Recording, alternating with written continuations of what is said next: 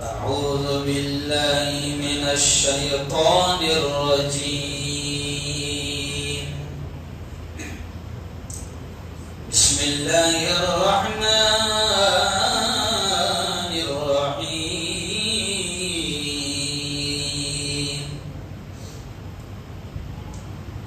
يا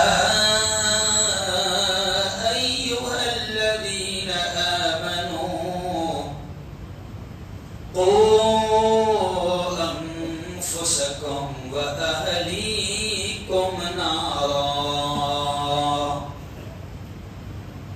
وقال تعالى كتب عليكم الصيام كما كتب على الذين من قبلكم لعلكم تتقون. وقال تعالى إنا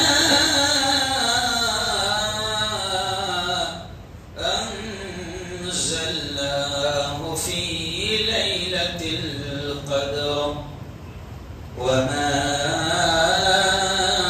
أدراك ما ليلة القدر. ليلة القدر خير من 1000 شهر. تنزل الملائكة والروح فيها بإذن ربهم من كل أمر. سلام هي حتى مطلع الفجر. وقال رسول الله صلى الله عليه وسلم من رأى منكم منكرا فليغيره بيده وإن لم يستطع فبلسانه وإن لم يستطع فبقلبه وذلك هو أضعف الإيمان أو كما قال عليه الصلاة والسلام. وقال رسول الله صلى الله عليه وسلم كلكم راع وكلكم مسؤول عن رعيته. وقال الله عز وجل ولنبلونكم بشيء من الخوف والجوع ونقص من الأموال والأنفس والثمرات وبشر الصابرين. صدق الله العظيم وصدق رسوله النبي الكريم.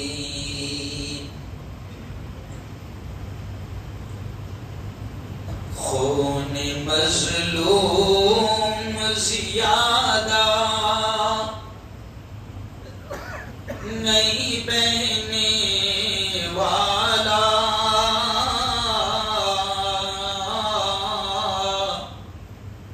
اس شعر کو بالکل غور سے سنو، ایسا لگے گا یہ شعر ایک حوصلہ ہم کو دلا رہا ہے. ایکچولی میں ابھی پورے ہندوستان میں مسلمان تھوڑا مایوس ہو گیا ہے، ڈر گیا ہے، عجیب اس کی کیفیت ہو گئی ہے.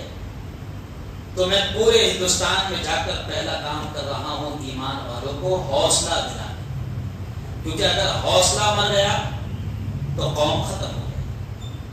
اب یہ شعر آپ سن رہے ہیں تو آپ کو ایسا لگے گا کہ بڑی ہمت اور بڑا حوصلہ اس شعر میں آپ کو ملے گا.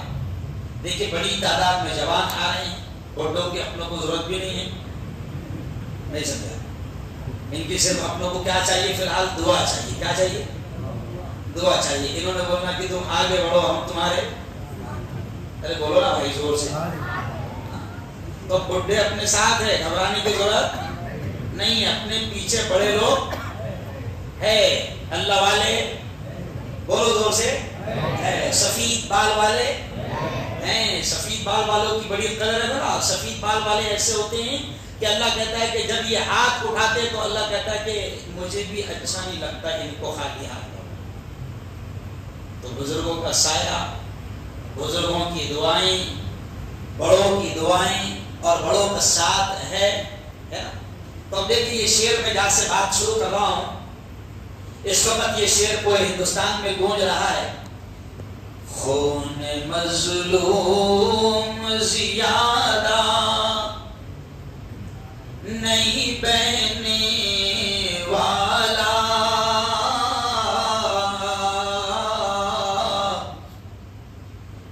خون مظلوم زیادہ نہیں بہنے والا،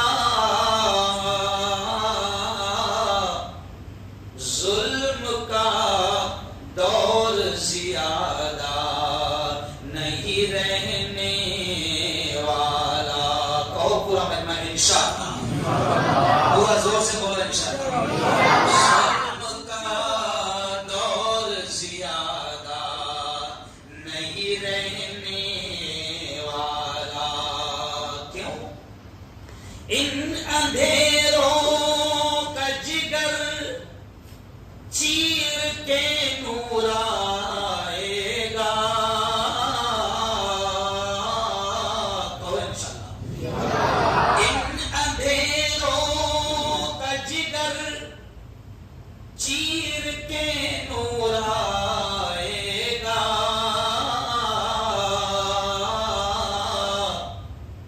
تو ہے فرعون تو موسیٰ بھی ضرور آئے گا، کہو انشاءاللہ۔ تو ہے فرعون تو موسیٰ بھی ضرور آئے گا۔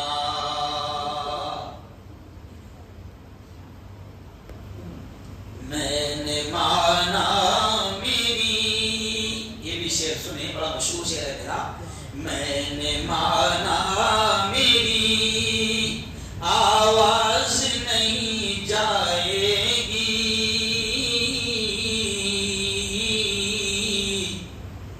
در و دیوار سے ٹکرا کے پلٹ آئے گی، اب بھی موقع ہے کرو ان اندھیروں کا علاج،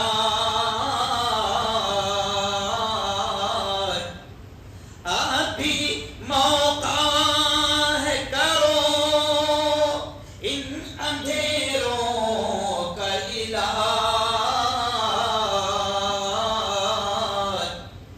ورنہ یہ نسل اجالوں کو ترس جائے گی۔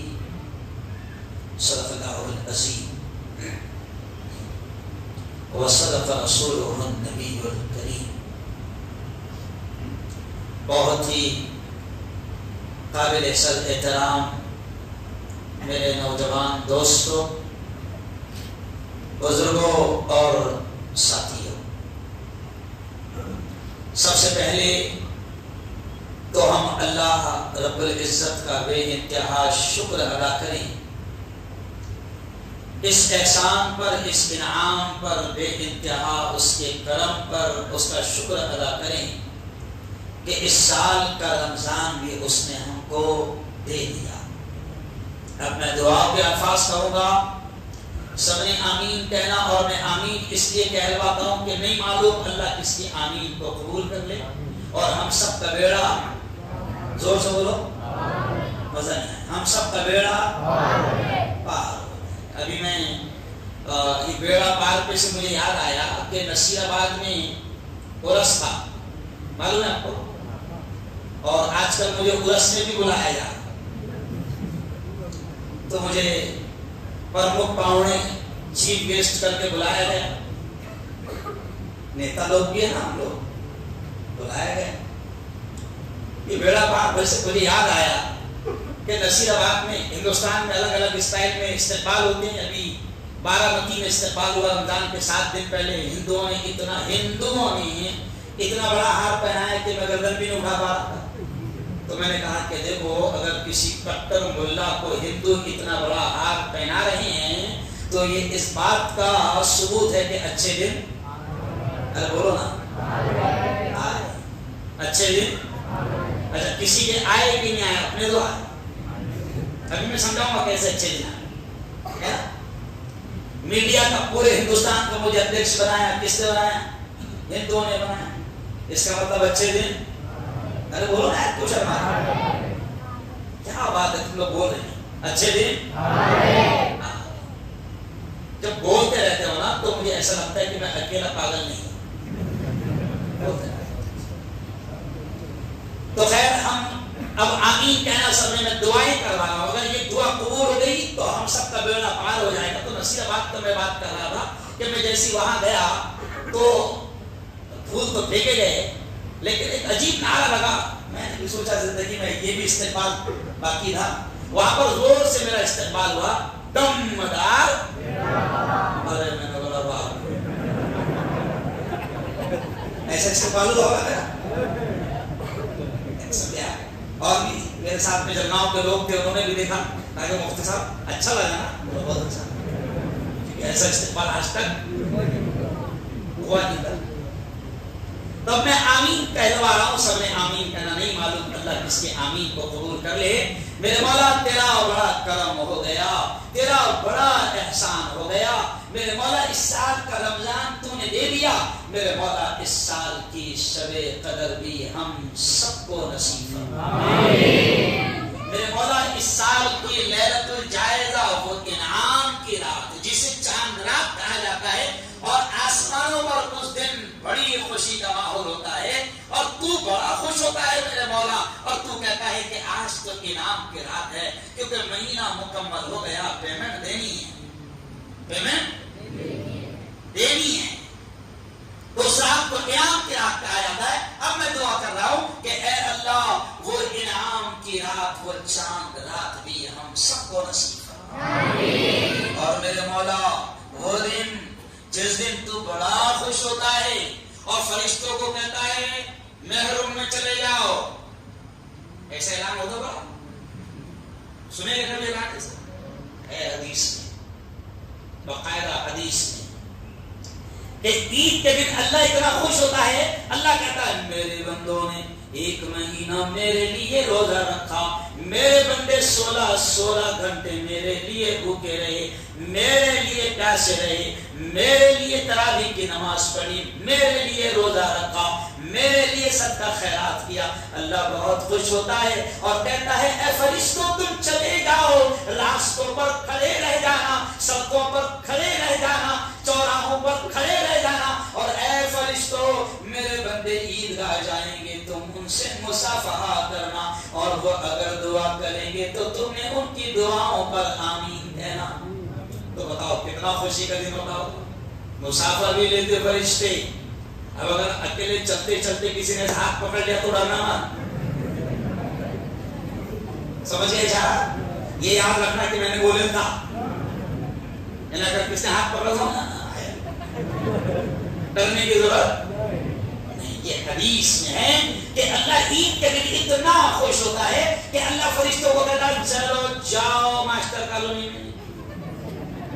میں روم میں چلے جاؤ, جا سے گزریں گے میرے بندے. آج میں ان کے روزوں سے بہت خوش ہوں اور آج انعام کا دن ہے. حدیث میں آتا ہے کہ اللہ اتنا لٹاتا ہے اس دن, اتنا دیتا ہے کہ فرشتے ہماری قسمت پر, انسانوں کی قسمت پر فرشتے تہجد کرتے ہیں کہ واہ رے انسانوں تمہاری قسمت.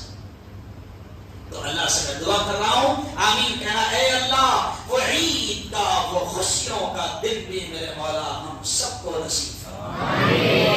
اتنی ساری دعائیں میں نے کیوں کروایا معلوم آپ کو. ابھی آج یہاں ملت کے پاس افطار پارٹی, وہاں ہم نے افطار کیا, پولیس والے بھی آئے, میرا بیان ہوا اور بیان کے ساتھ ایک اعلان ہو گیا کہ فلاں شخص کا انتقال ہو گیا ہے، تراویح کے بعد میں دفنایا جائے گا، تراویح کے بعد میں فلاں جگہ سے جنازہ جائے گا۔ دیکھو موت تو اللہ کے ہاتھ میں، بھائی یہ تو اللہ کا فیصلہ ہے، برابر۔ 21 سے 22 رجب کو پوری دنیا میں غم تھا، پوری دنیا میں غم تھا، کیونکہ دنیا کا سب سے بڑا عالم مجھے فخر ہے جس کا میں شاگرد رہا ہوں، جس کی میں نے خدمت کی ہے، ایسا عالم کہ جس کے لیے کعبۃ اللہ اسپیشل کھولا جاتا تھا، دنیا کا سب سے بڑا عالم 21 یا 22 رمضان کو دنیا سے چلا۔ اللہ کا فیصلہ ہے، یہ تو اللہ کا فیصلہ ہے۔ اب آج ہم زندہ ہیں، یہ مفتی ہارون کا پلان ہے، ایک دن میرا خالی نہیں ہے، ساری تاکاتیں بک، آدھی راتیں بک، سارے جمعے بک۔ آپ سن کر تعجب کریں گے کہ بکنگ اس طریقے سے ہے کہ جمعے میں دو جگہ ہوئے ہیں۔ ایک مسجد والے کہتے 12 بجے شروع کر دیں گے ہم، 5 بجے تمہیں چل جانا، ہم دوسری جگہ 1 بجے سے شروع کر۔ اتنا حال برا ہے۔ پلان ہے پرسوں میں اورنگ آباد میں رہے گا، میرے پلان ہے کہ میں کل یہاں رہوں گا، پرسوں وہاں رہوں گا، لیکن مجھے خود کو نہیں معلوم ہے کہ یہاں سے جا پائیں گے یا نہیں جا پائیں گے۔ او یارو، اس لیے اللہ سے دیکھو، انعام کی رات، 3 کی رات ہے لیلۃ القدر۔ ابھی آپ نے سنا یہ لیلۃ القدر، یہ آج کی طاق رات ہے، چوتھی طاق رات، چوتھی طاق رات، آخری طاق رات آئے گی 28ویں روزے کو، اور اس ایک طاق رات کو، اس ایک طاق رات کو جس کو آج ہم منا رہے ہیں، ہم سمجھتے ہیں کہ شاید 26ویں روزے کوئی شب قدر رہتی ہے، ایسا نہیں ہے۔ پیارے آقا محمد مصطفیٰ، زور سے کہہ دو، صلی اللہ علیہ وسلم نے فرمایا کہ شب قدر کو طاق راتوں میں تلاش کرو۔ کیوں تلاش کرو؟ کیونکہ یہ بڑی قیمتی رات ہے۔ اس رات کا اندازہ میرے جوانوں، یہ کتنی قیمتی رات ہے، اس رات کی اہمیت کا اندازہ اس بات سے لگاؤ کہ اللہ نے پوری ایک سورت، اللہ نے قرآن میں اسپیشل اس رات کی فضیلت اور اہمیت بتانے کے لیے اتارا، اور اللہ نے کہا اِنَّا أَنزَلْنَاهُ فِي لَيْلَةِ الْقَدْرِ، او میرے بندو، ہم نے ہماری کتاب کو، قرآن کو اسی رات میں اتارا۔ علماء کہتے ہیں کہ اتنا ہی جملہ اس ایک رات کی اہمیت بتانے کے لیے کافی تھا کہ قرآن کو اللہ نے اس رات میں اتارا۔ اور پھر آگے اللہ کہتا ہے وَمَا أَدْرَاكَ مَا لَيْلَةُ الْقَدْرِ، اللہ کہتا ہے او جلگاؤں والو، او محروم والو، تم جانتے ہو یہ لیلۃ القدر کیا ہے؟ کیا تم جانتے ہو؟ سوال اللہ کر رہا ہے، پھر اللہ ہی جواب دے رہا ہے وَمَا أَدْرَاكَ مَا لَيْلَةُ الْقَدْرِ، پھر اللہ کہہ رہا ہے لیلۃ القدر خیر من الف شہر، او میرے بندو یہ ایک رات ہزاروں مہینوں سے افضل ہے۔ ملی ہے اسپیشل یہ اس امت کو، کیوں ملی؟ کیونکہ اللہ نے ہم کو عمر نہیں دیا، ہمارے بارے میں نبی نے کہہ دیا، ہمارے بارے میں نبی نے کہہ دیا کہ ہماری ایج کتنی ہوگی، ہماری عمر کتنی ہوگی، اس قوم کی عمر کتنی ہوگی، امت کی، نبی کی امت کی عمر کتنی ہوگی۔ نبی نے خود کہہ دیا اعمار امتی بین 60 و 70، نبی نے کہا میری امت کی عمریں 60-70 سال کے اندر ہوں گی۔ اور جب 60-70 سال کے اندر عمر ہوگی تو کیسے گزارتے ہم، یہ تو سب کو معلوم ہے۔ میں اکثر ہمیشہ کہتا ہوں کہ اگر 60 سال ہمارے پکڑ لیں، 60 سال اگر پکڑ لیں، تو میں اکثر کہتا ہوں کہ ہمارے کیسے گزرتے 60 سال، پہلے 20 سال گوٹیا ہے نا، گلی ڈنڈا، ابھی تو خالی گلی ڈنڈا بھی گیا، بیٹ بال بھی گیا، فٹ بال بھی گیا، اب یہ نئی نسل PUBG والی ہے، جو بھائی یہ PUBG والی ہے، فری فائر والی ہے، یہ ایسی نسل ہے جو وہیچ مار بھی نا وہیچ کو جو PUBG والی نسل، کون سی نسل ہے؟ PUBG والی نسل، فری فائر والی نسل، موبائل پر گیم کھیلنے والی نسل۔ پورے شیطانوں نے ان کو موبائل میں لگا دیا کہ بیٹا تم موبائل پہ گیم کھیلتے رہو اور ہم تمہاری زندگیوں کے ساتھ اور تمہاری بیٹیوں کے ساتھ گیم کھیلیں گے۔ اب بہت خطرناک بولنے والا، یہاں سے سن لینا کیا کیا پلان ہے اور کیسے کیسے پلان ہے، اور ان کتوں کے پلان کو ہمیں کیسے فیل کرنا ہے، اس پر میں بات کروں۔ اور یہ بھی دین کی بات ہے، کیا کی بات ہے؟ یہ بھی دین کی بات ہے۔ تو اب 60-70 سال میں 20 سال ہم کیسے گزارتے ہیں؟ کھیلنے میں. اور اگلے اگر 20 سال ماں باپ نے کچھ کالا پیلا خرید دیے تو اگلے 20 سال اس کی سیٹنگ میں. سمجھئے صاحب؟ اس کی سیٹنگ میں. کیوں؟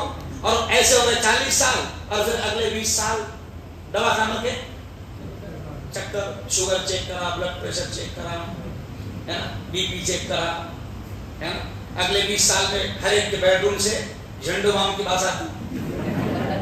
سمجھئے اشارہ؟ کیونکہ گھٹے دکھ رہے، پنڈے دکھ رہے. بہت سارے انداز میں سمجھا رہا ہے، بہت سارے انداز میں. اب بتاؤ جس امت کی عمر 60-70 سال ہیں اور ایسی گزرنے والی ہے تو اب سنو ایک مرتبہ پیارے آقا صلی اللہ علیہ وسلم ایسے ہی ایسے جیسے ہم بیٹھے ہیں نا تو پیارے آقا بیٹھے ہیں اور اپنے دوستوں کو بتا رہے ہیں کہ وہ فلاں جو امت تھی نا اللہ نے ان کو 700 سال عمر دی، کسی کو 800 سال عمر دی، کسی کو 900 سال عمر دی، اور انہوں نے 700 سال جہاد کیا، اللہ کے لیے لڑا، میدان میں رہے، کفر کا مقابلہ کیا، اسلام کے دشمنوں کا مقابلہ کیا. تو صحابہ یہ باتیں سن رہے ہیں اور خود نبی بھی کہہ رہے ہیں. لیکن کہتے کہتے خود نبی کو بھی اس بات کا احساس ہوا، صحابہ کو بھی اس بات کا احساس ہوا کہ ان کی عمریں تو 700 سال 800 سال 900 سال اور انہوں نے اتنی عمر جہاد میں گزار دی ہے، اور ہماری عمر کتنی 60 سال 70 سال. اگر ہم نے پورے 70 سال بھی اگر گزار دیے مسجد میں رہ کر اور اللہ کی عبادت میں تو وہ 700 سال کا مقابلہ ہم نہیں کر سکتے. بس اتنا دکھ ہونا تھا نبی کو کہ اللہ کو تو برداشت ہی ملا نبی کا دکھ. کیوں؟ فوراً اللہ نے کہہ دیا اے محمد صلی اللہ علیہ وسلم یقیناً پچھلی امتوں کو میں نے 700 سال عمر دیا، کسی کو 800 سال عمر دیا، کسی کو 900 سال عمر دیا، لیکن اے محمد سنو، تم لاڈلے نبی ہو، تم بھی میرے لاڈلے ہو اور تمہاری وجہ سے تمہاری امت بھی میری لاڈلی ہے. اے محمد سنو، اب ہم تم کو ایک رات کا تحفہ دے رہے ہیں، وہ ایک ہی رات اتنی قیمتی ہے کہ اگر تمہاری امت نے اس کی قدر کر لی اور اس ایک رات کو اگر امت نے حاصل کر لیا تو اے محمد میں ہزاروں مہینوں کی عبادت کا ثواب ان کے دامن میں ڈال دوں گا. تو کتنی مبارک. یہی وجہ ہے کہ بخشایا نبی اس ایک رات کو ڈھونڈتا تھا، تلاش کرتے تھے ہمارے نبی، ڈھونڈتے بخشائے نبی، بخشائے رسول ڈھونڈتے تھے. اور میرے نبی نے اس رات کی اہمیت کو سمجھا اور سمجھایا. اس بات سے اندازہ لگاؤ کہ پیارے آقا نے زندگی میں کبھی رمضان کے آخری 10 دنوں کا اعتکاف نہیں چھوڑا. کائے کے واسطے؟ ارے بولو، یہ مل جائے، یہ رات مل جائے. اعتکاف کیوں کرتے تھے؟ کیونکہ جب آدمی اعتکاف میں بیٹھ جاتا ہے تو اللہ کہتا ہے اب وہ میرے گھر میں آیا، میرا مہمان ہو گیا. بھئی اگر آپ کے گھر میں کوئی آئے، میرے گھر میں کوئی آئے مہمان، تو ہم اپنے حساب سے، اپنی طاقت کے حساب سے اس کی مہمان نوازی کرتے ہیں. اور جب اللہ کہہ رہا ہے کہ مسجد کس کا گھر ہے، زور سے بولو، کس کا گھر ہے مسجد؟ قرآن کیا کہتا ہے؟ حافظ صاحب ان المساجد للہ، مسجدیں اللہ کی ہے. اور حدیث میں آتا ہے مساجد بیوت اللہ، یہ مسجدیں اللہ کا گھر ہے. تو جب اللہ کے گھر میں آ گیا تو مہمان کس کا ہو گیا؟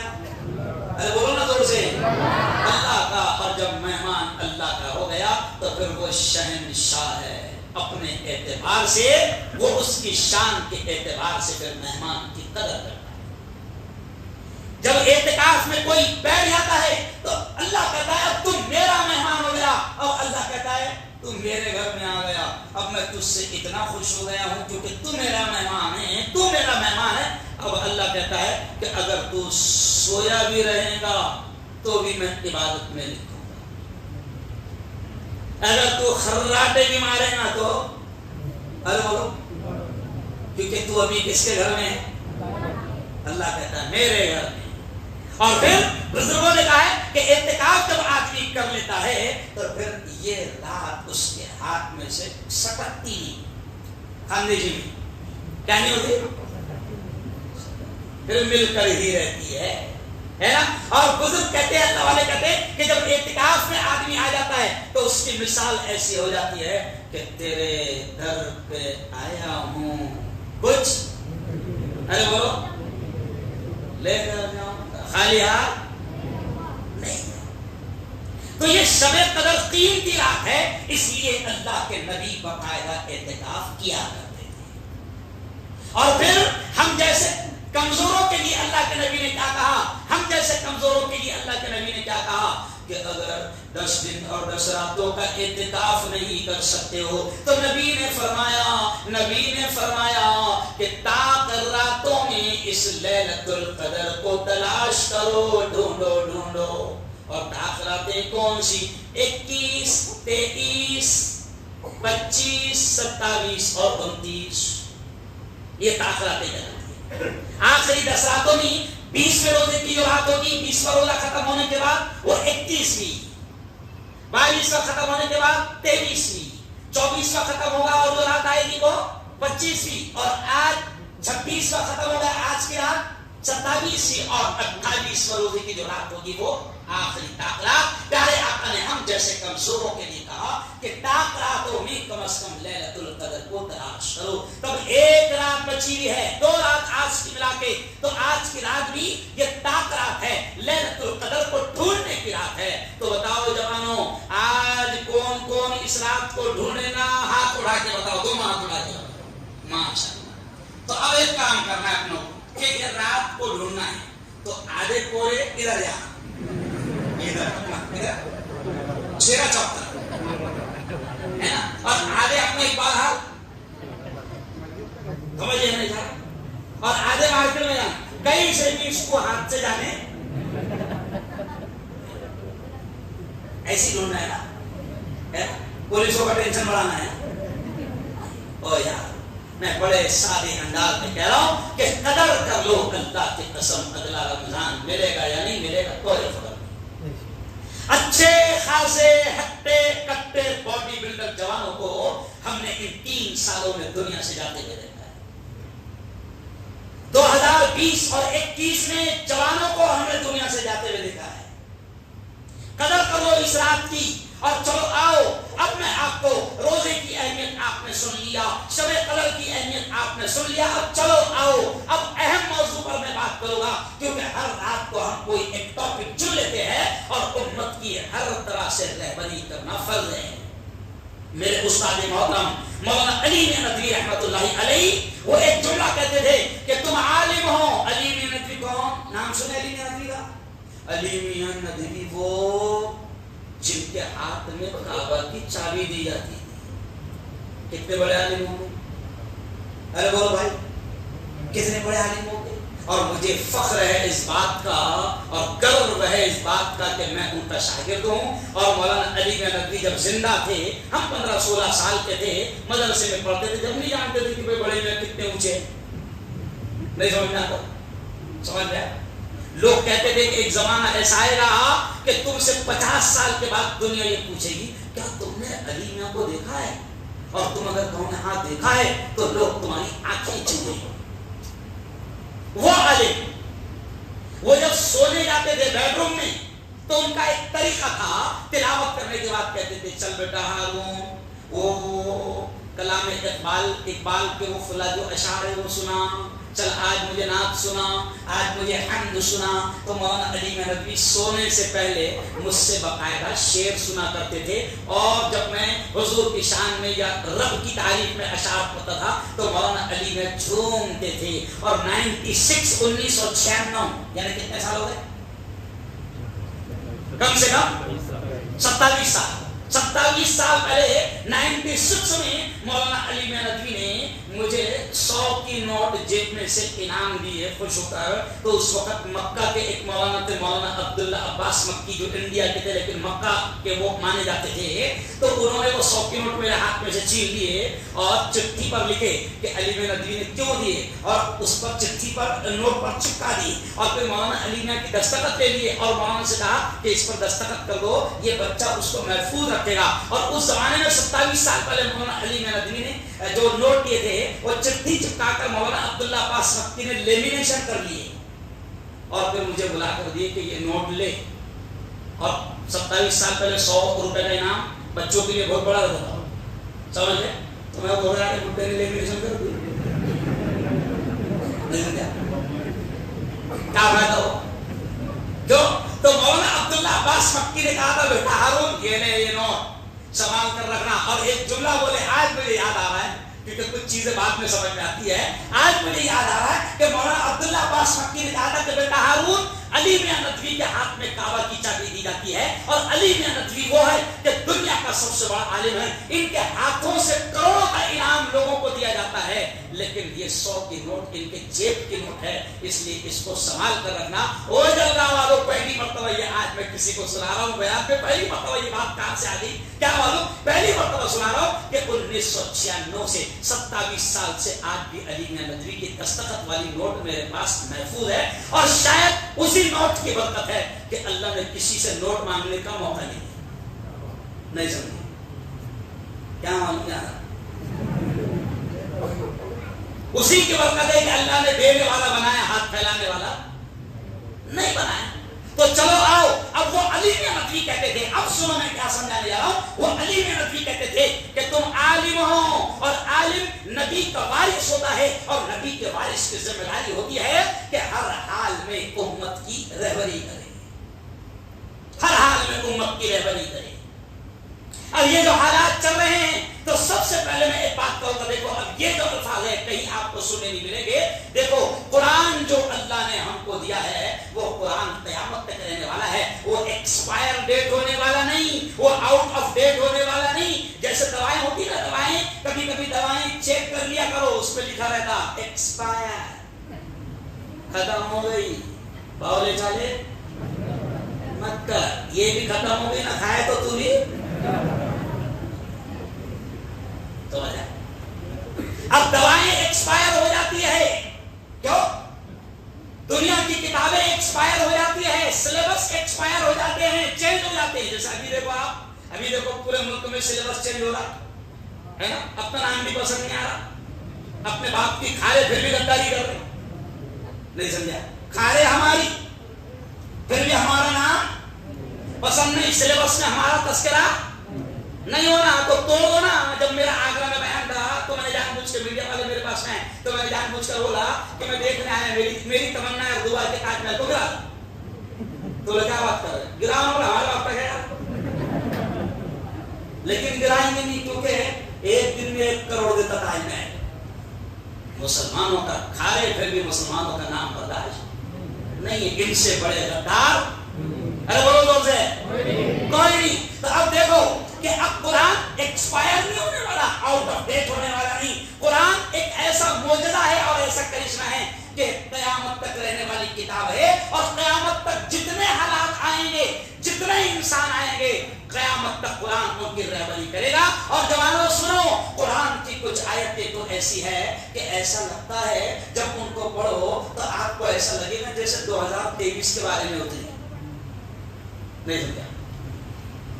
ابھی یہ جو ملک میں حالات بن رہے ہیں، جلگاؤں سے لے کر اورنگ آباد تک، اورنگ آباد سے لے کر بہار تک، اور بہار سے لے کر بنگال تک، اور بنگال سے لے کر گجرات کے بڑودہ تک، کیوں؟ کیسے حالات بنے؟ مسلمانوں کی جان مال پر حملے ہوئے، مسلمانوں کی دکانیں جلائی گئی، مسلمانوں کو ستایا گیا، مارا گیا، کاٹا گیا، کیسے برے حالات بنے۔ لیکن سنو، اب میں جو آیت پڑھ رہا ہوں آپ کو ایسا لگے گا کہ جیسے 2023 کے بارے میں آیت اتری۔ تو اب دیکھو اللہ کیا کہہ رہا ہے، ایمان والوں سے اللہ کہہ رہا ہے وَلَنَبْلُوَنَّكُمْ بِشَيْءٍ مِّنَ الْخَوْفِ، اللہ کہتا ہے ہم تمہیں آزمائیں گے، اللہ ہم سے کہتا ہے، ایمان والوں سے کہتا ہے وَلَنَبْلُوَنَّكُمْ بِشَيْءٍ مِّنَ الْخَوْفِ، اللہ کہتا ہے ہم تمہیں آزمائیں گے۔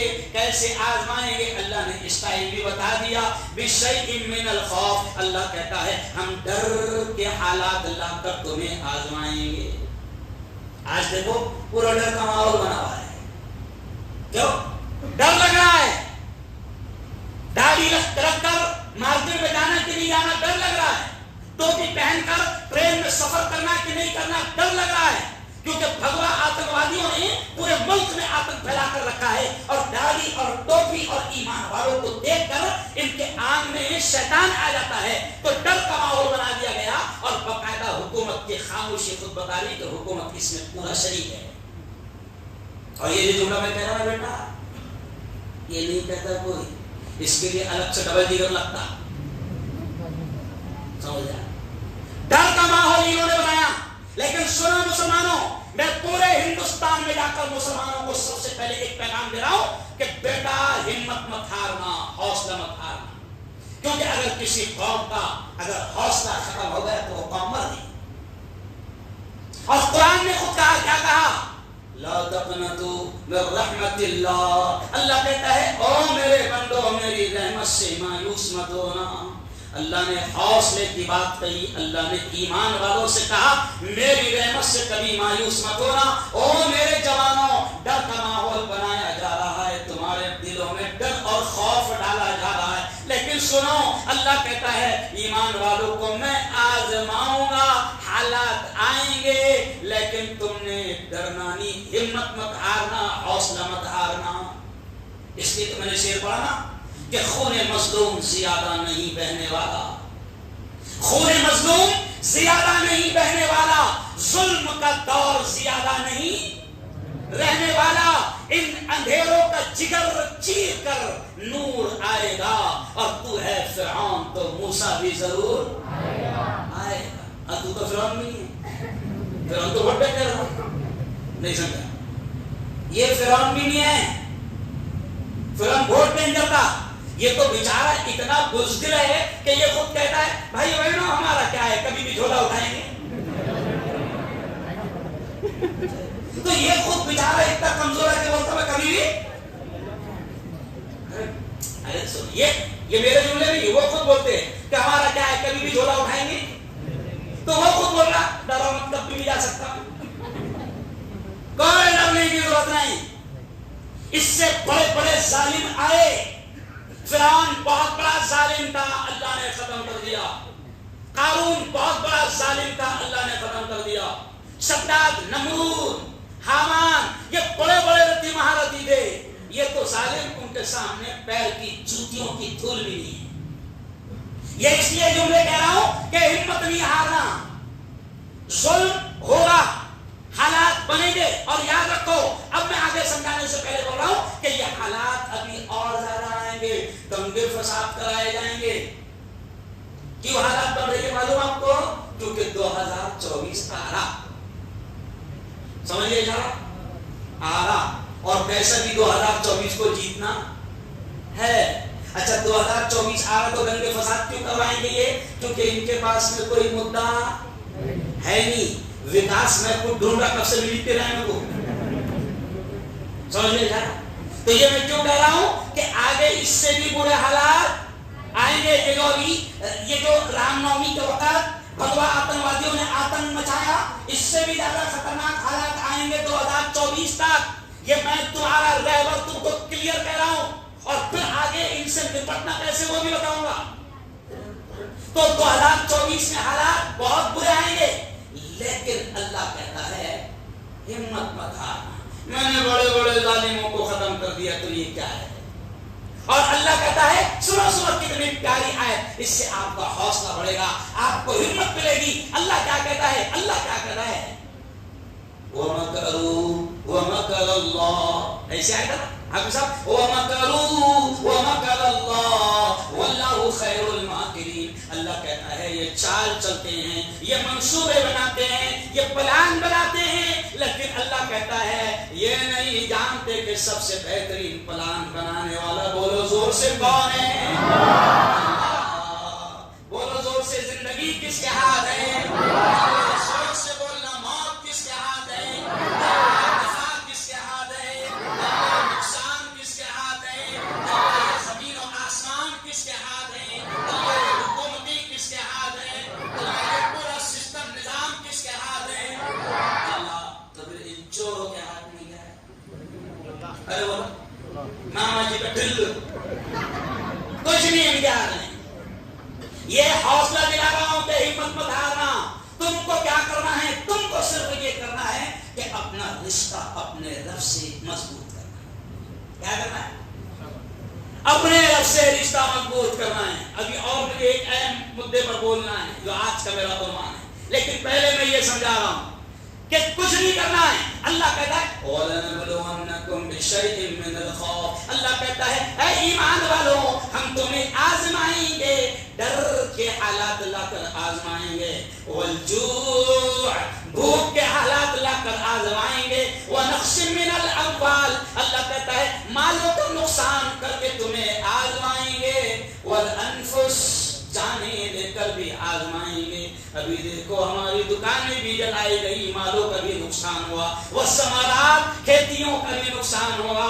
آپ دیکھو بنگال میں، بہار میں اور اتر پردیش کے میرٹھ میں مسلمانوں کی کھیتیاں بھی جلا دی گئی. تو اللہ کہتا ہے کہ ہم تمہیں آزمائیں گے، حالات تم پر آئیں گے، لیکن آگے اللہ نے کیا کہا وَبَشِّرِ الصَّابِرِينَ اللہ نے بڑے پیارے الفاظ میں کہا، دیکھو ہمت بڑھ جائے گی. اللہ نے کہا اے محمد جو حالات میں، مصیبتوں میں، امتحان میں جم کر رہے، کامیاب ہو جائے، وَبَشِّرْ اے محمد ایسے لوگوں کو خوشخبری سنا دو اگر انہوں نے جم کر رہے اور ان کے قدم ڈگمگائے نہیں، وہ گھبرائے نہیں، انہوں نے ایمان کا سودا نہیں کیا، تو پھر اے محمد ایسے لوگوں کو خوشخبری سنا دو، پھر میں انعام کے دروازے کھول دوں گا. اللہ کھولے گا. یہ رمضان کے مہینے میں 17 رمضان کو غزوہ بدر ہوئی تھی. کیا ہوئی تھی؟ غزوہ بدر. اتنے مٹھی بھر صحابہ تھے حضور کے ساتھ میں، اور سامنے دشمنوں کا لشکر پوری سطح میں تھا. سطح ہمارے پورے خاصدار بھی اس کے تھے، آمدار بھی ایک دم لیٹسٹ اسٹائل میں رہا ہوں، سمجھئے؟ پوری سطح دی، فوج ان کے ہاتھ میں، گھوڑے ان کے پاس، ہتھیار ان کے پاس، اور حضور کے ساتھ جو ہیں ان کے پاس تلواریں بھی نہیں، اور جن کے پاس تلواریں وہ بھی آدھی آدھی ٹوٹے. یہ حدیث میں سارے واقعات کیوں؟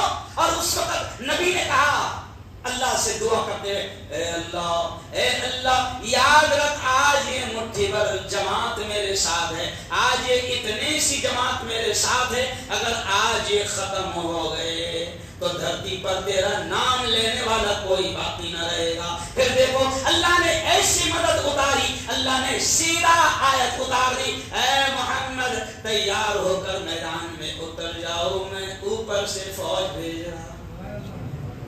اور یار کیا کرو وقت کم پڑ جائے گا، ورنہ صرف فوج کیسے آئی تھی اتنا ہی سنو گا تم مزہ آ جائے. چلو اشارہ کرو.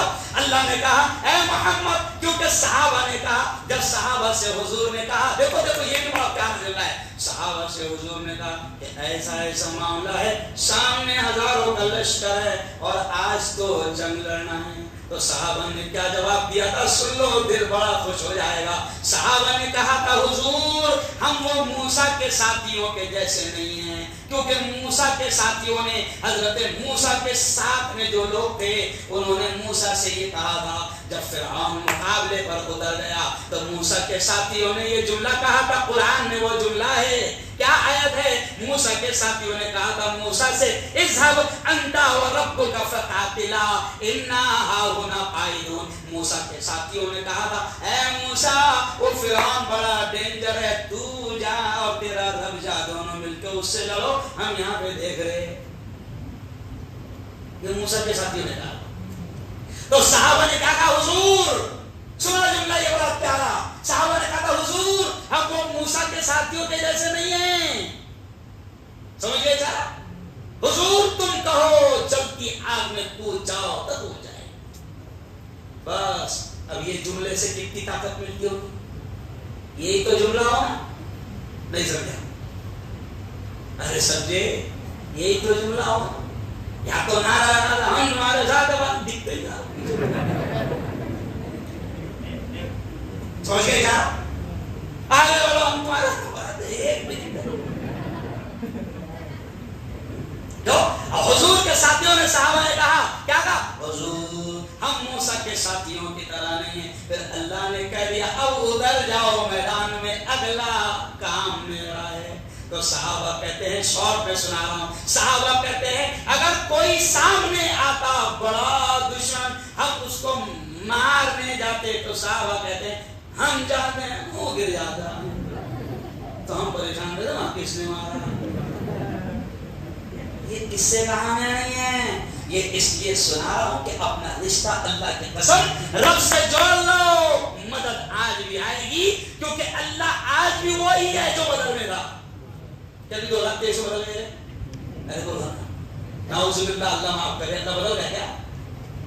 آج بھی وہی اللہ ہے جو بدر میں تھا، آج بھی وہی اللہ ہے جو عہد میں تھا، آج بھی وہی اللہ ہے جو خیبر میں تھا، آج بھی وہی اللہ ہے جو فتح مکہ میں تھا، آج بھی وہی اللہ ہے. صرف رشتہ تو قائم کر لو، پھر تو کوئی مدد آئے گی. صحابہ کہتے ہیں کہ ہم مارنے جاتے تھے اور سامنے والے کی گردن ہم سے پہلے اڑ جاتی تھی. بعد میں صحابہ حضور کو کہنے لگے حضور ایسا ایسا ہو رہا ہو، تو حضور نے کہا جنگ کے بعد میں دیکھ لینا کتوں کو تم نے مارے اور کتنے اوپر سے مارے.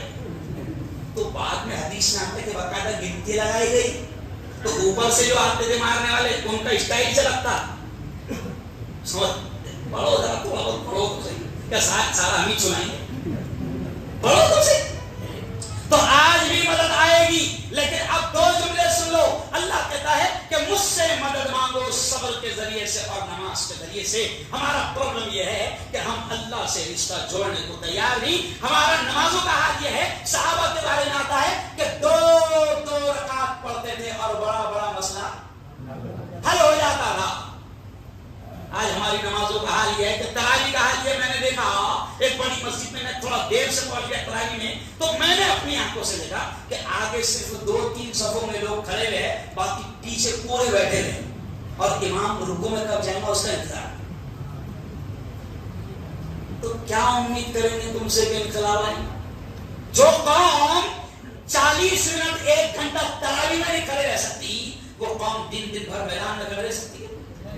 ارے بولو کیا امید کریں گے جب ہماری نمازوں کا یہ حال ہے؟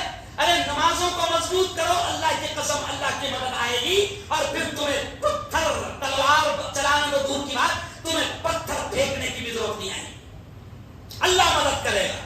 بلکہ میں تو ہنستے ہنستے میں نے گجرات میں بھی کہا کہ اگر ہمارا رشتہ اللہ سے مضبوط ہو گیا نماز کے ذریعے سے، تو اگر کوئی دیکھو سن لو اپنا جملہ، اگر کسی نے زیادہ پھڑ پھڑ کرا، سمجھ گئے اشارہ، زیادہ کس نے ولول کرا تو اس کو بولنا رک ذرا، میں مسجد میں سے آتا. کہاں سے آتا؟ مسجد میں سے آتا. تیرے نام کی دو رکھا، اس کو بولنا تو یہی ہے، مسجد میں سے تو نکلا ہے جب تک کہ گیم ہوا. اللہ کی قسم یہ ہنسی کی بات نہیں، اوریجنل بات ہے. ابھی میرا گودرا میں بیان ہوا، گودرا کا نام معلوم ہے نا؟ ارے بولو گودرا میں بیان ہوا مولانا حاجی صاحب. پریکٹیکل ایک شخص نے مجھے سنایا، مفتی صاحب بڑا نیک اللہ والا تھا، اس نے سنایا مفتی صاحب داڑھی دیکھتے سے جلا دیا جا رہا، داڑھی دیکھتے سے کاٹ دیا جا رہا، کاٹتے رہ گیا ہے. لیکن اس نے سنایا مجھے ڈائریکٹ اس شخص سے میں ملا، اس نے سنایا کہ مفتی صاحب میرے سر پہ ٹوپی بھی، میرے سر پہ داڑھی بھی، میں ٹرین میں موجود اور میں تو سمجھ رہا کہ میں گیا، لیکن مفتی صاحب اللہ کی قسم اللہ مدد کرتا ہے. میرے سر پہ ٹوپی بھی تھی، جبکہ ٹوپی دیکھ کر مار دے رہے تھے، داڑھی دیکھ کر مار دے رہے تھے. میرے سر پر ٹوپی بھی تھی، چہرے پر داڑھی بھی تھی، اور میں ان سے ہی راستہ پوچھ رہا اور وہ مجھے راستہ بتاتے کہ ادھر جاؤ ادھر. یہ پریکٹیکل بات ہے. اللہ آنکھوں پر پٹی.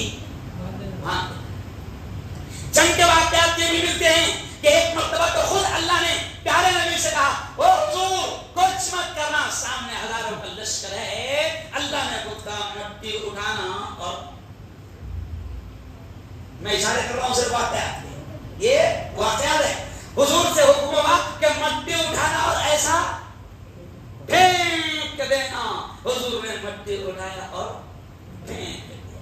بس اس مٹی نے ایسا کام کیا کہ ہزاروں کا لشکر. یہ ابھی امام صاحب نے آخری رکعت میں پڑھے نا، یہ جو آخری 10 رکعتیں الم تر کیف فعل ربک باصحاب الفیل. کیا ہے یہ سورت؟ کبھی سوچے اس سورت میں کیا ہے واقعہ؟ کبھی سوچے؟ یہ سورت پڑھو گے تو تمہیں حوصلہ ملے گا. یہ سورت وہ ہے الم تر کی سورت کہ جس میں ابرہہ اس وقت کا بڑا بادشاہ تھا، ابرہہ آیا کعبۃ اللہ گرانے کے لیے، کعبۃ اللہ کو گرانے کے لیے ابرہہ آیا، اور بڑی پاور تھی، بڑی طاقت تھی. تو مکہ والوں نے دیکھا کہ اس کا تو مقابلہ ہو ہی نہیں سکتا. اب ابرہہ جب آیا مکہ کے قریب تو مکہ کے قریب مکہ کے سردار کے ابو طالب کے اونٹ چل رہے تھے. اس کے اونٹوں کو قید کر لیا. اس کو پتا چلا کہ ان کے سردار کے ہیں، تب میں اونٹوں کو قید کر لوں گا تو یہ میرے سے بات کرنے آئے گا.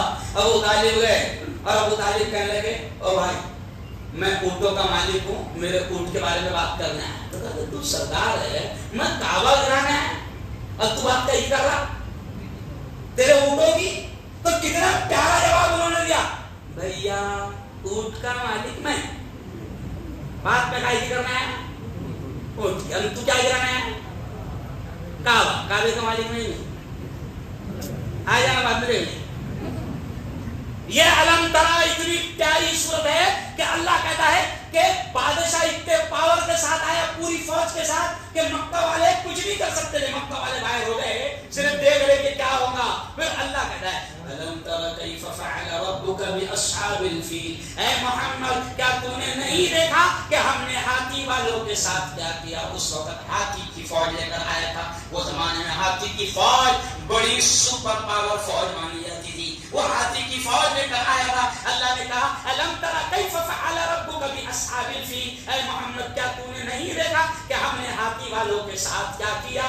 پھر آگے اللہ کہتا ہے کہ ہم نے پرندوں کو بھیجا. نیچے انسان لڑنے کی طاقت نہیں رکھتے تھے تو وہ تو کسی سے بھی کام لے سکتا ہے، کسی سے بھی کام لے سکتا ہے.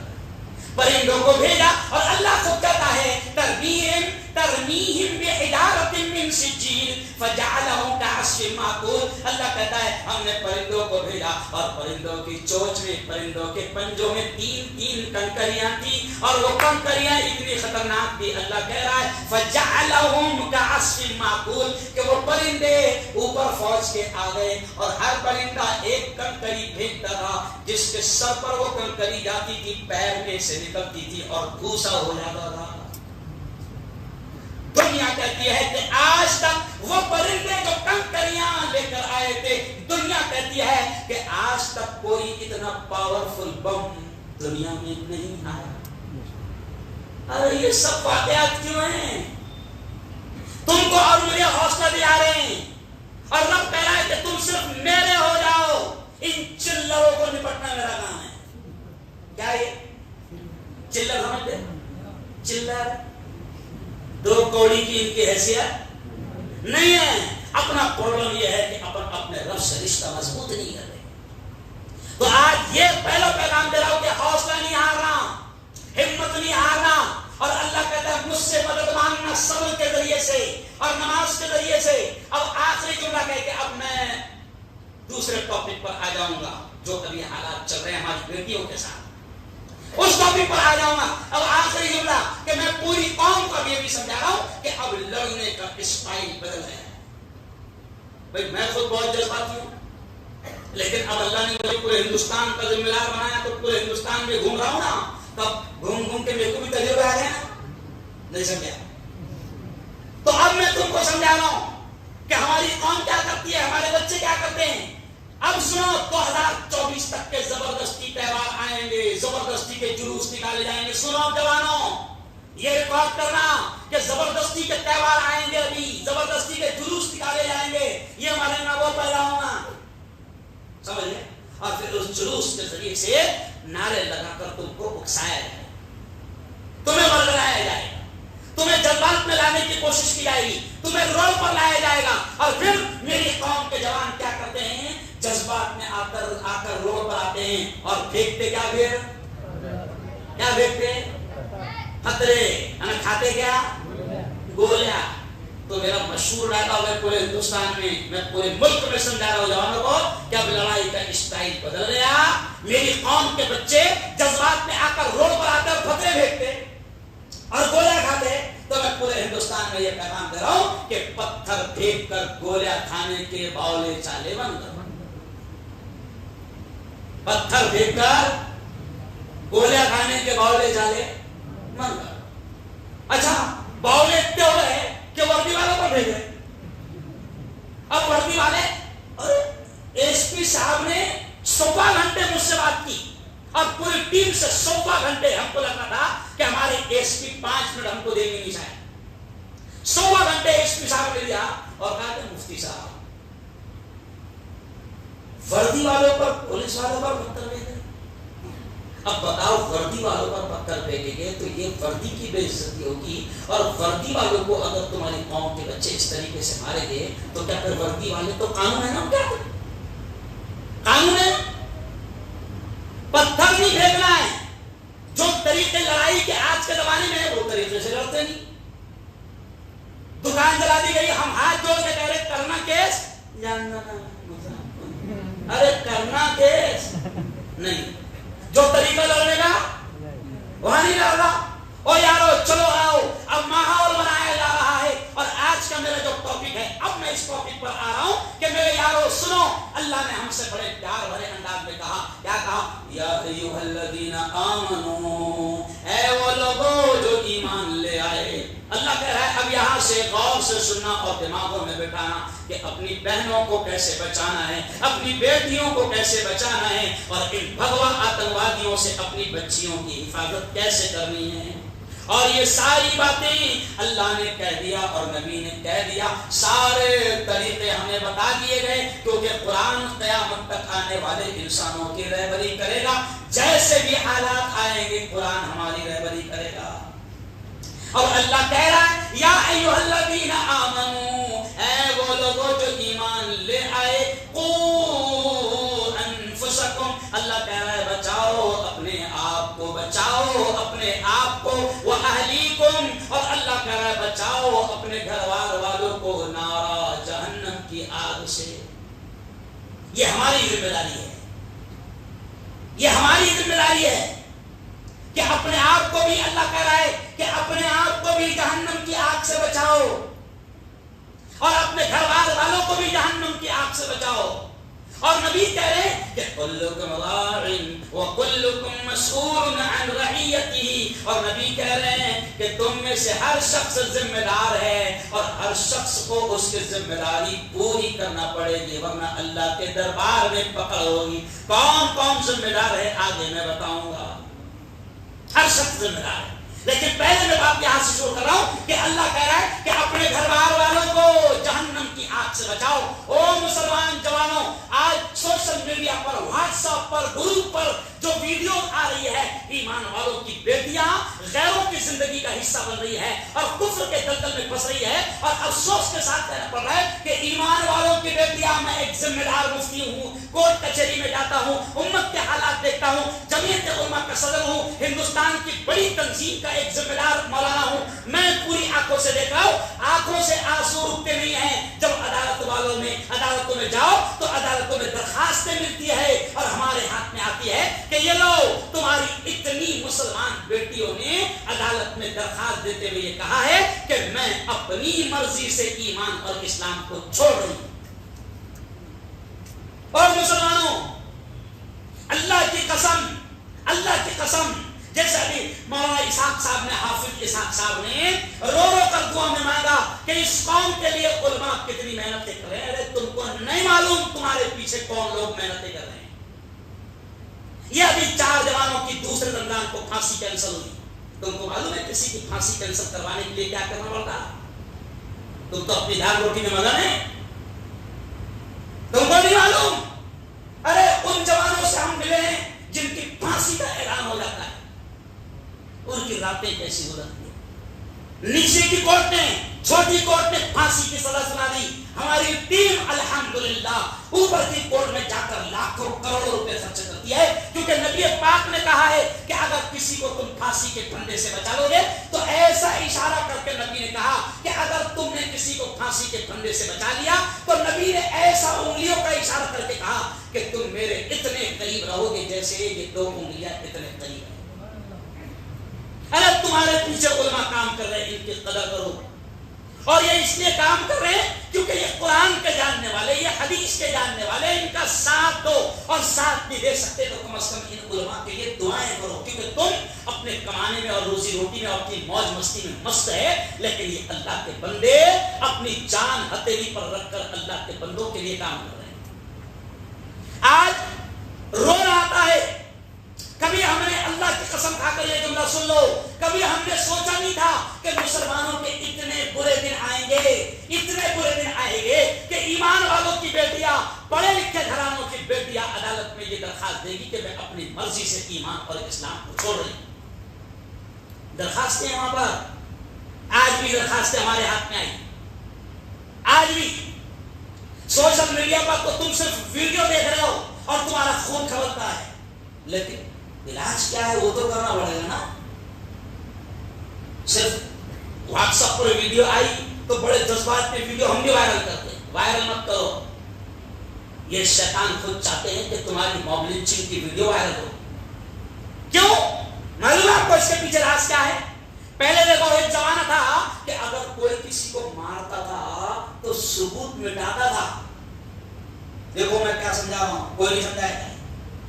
پہلے زمانے میں اگر کوئی کسی کو مارتا تھا تو ثبوت مٹاتا تھا, لیکن ابھی مار رہا ہے تو ویڈیو بنا رہا ہے اور اس کو وائرل بھی کر رہا ہے. کیوں؟ ذرا کبھی دماغ لڑا ہے, کبھی لڑائی دماغ کس پر؟ وائرل اس لیے کر رہا ہے کہ وہ چاہتے ہیں کہ جتنا تمہاری مار کھانے کی ویڈیو وائرل ہوگی اتنا ڈر اور خوف تمہارے دلوں میں بیٹھتا ہے. اور ہم باولے کیا کرتے ہیں؟ ان کا مقصد پورا کر دیتے. ہمارے پاس نہیں تو ہم بھی کھڑا تھا. ارے اب میں میری مثال لے لو, اگر مجھے دن بھر میں 24 گھنٹوں میں سے 24 ویڈیو واٹس ایپ آئے, یہ بھی مار کھائے, وہ بھی مار کھائے, وہ بھی مار کھائے, تو میرے دل میں کیا آئے گا؟ ارے بولو نا, ڈر آئے گا. ارے یہ تو ڈر کی راجنیتی کر رہے ہیں, یہ تو ڈر کا ماحول بنانا چاہتے ہیں. تو موب لنچنگ کی ویڈیو بھی وائرل مت کرو, اور شرم آنی چاہیے کہ تمہاری بیٹیوں کی ویڈیو بھی تم وائرل کر رہے ہو. وائرل مت کرو. اگر تمہارے پاس آتی ہے تو تم ایمان والے ہو, تم سوچو کہ ان حالات سے تم مقابلہ کیسے کر سکتے ہو.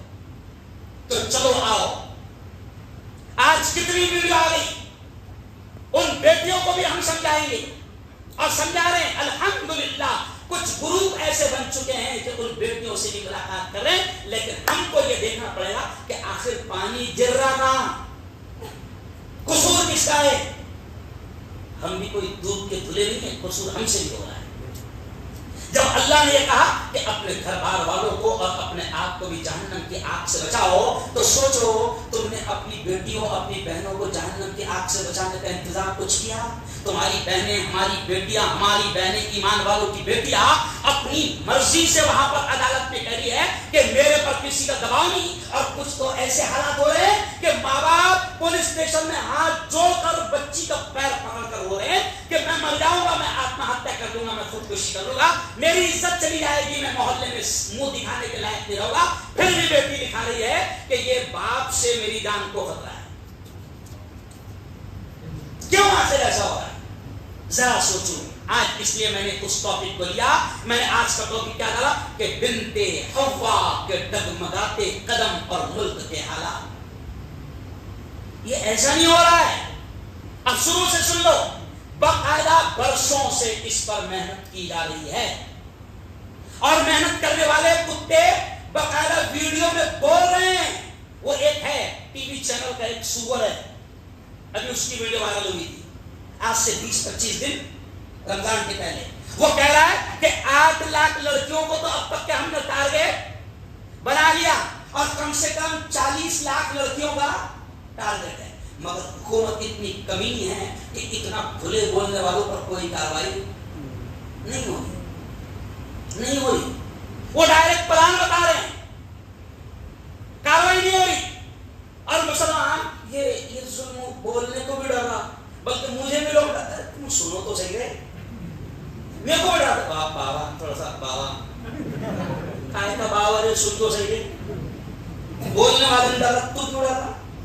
ارے ہم تو حق بول رہے نا, کیونکہ ہمارے نبی نے یہ کہا ہے من رأى منكم منكرا فليغيره بيده. ہمارے نبی نے کہا کہ گناہ ہوتے دیکھو, ظلم ہوتے دیکھو, تو ہمارے نبی نے کہا ہاتھ سے روکنے کی طاقت ہے تو ہاتھ سے روکو, اور ہاتھ سے روکنے کی طاقت نہیں ہے تو کم از کم زبان سے روکو. اور زبان سے روکنے کا کام, چلانے کا کام, ظلم کو ظلم کہنے کا کام, ظالم کو ظالم کہنے کا کام مفتی ہارون کر رہا ہے. اور کیوں کر رہا ہے؟ کیونکہ حشر کے میدان میں پکڑ ہو. اور آج کے دور میں مجھے مولانا اچھا نہیں لگ رہا. ہم لوگ تو بولنے والے ہیں ہر آدمی شیخ ہونا چاہ رہا, کوئی نہیں چاہ رہا کہ خراج کیا ہے. سمجھ گئے اشارہ؟ ہر آدمی شیخ رہنا چاہ رہا. ارے ایسا رہو گے تو مار دیے جاؤ گے. کم از کم ظلم کو ظلم بولو, ظالم کو ظالم بولو, قاتل کو قاتل بولو, گنڈوں کو گنڈا بولو, آتنکوادی کو آتنکوادی بولو. اگر تم کو کوئی تکلیف ہو رہی ہے تو مت پھینکو, پتھر مت پھینکو, لاٹھیاں مت چلاؤ, ڈنڈے مت چلاؤ, مگر کم از کم بولو تو صحیح. بولنے کو دیا.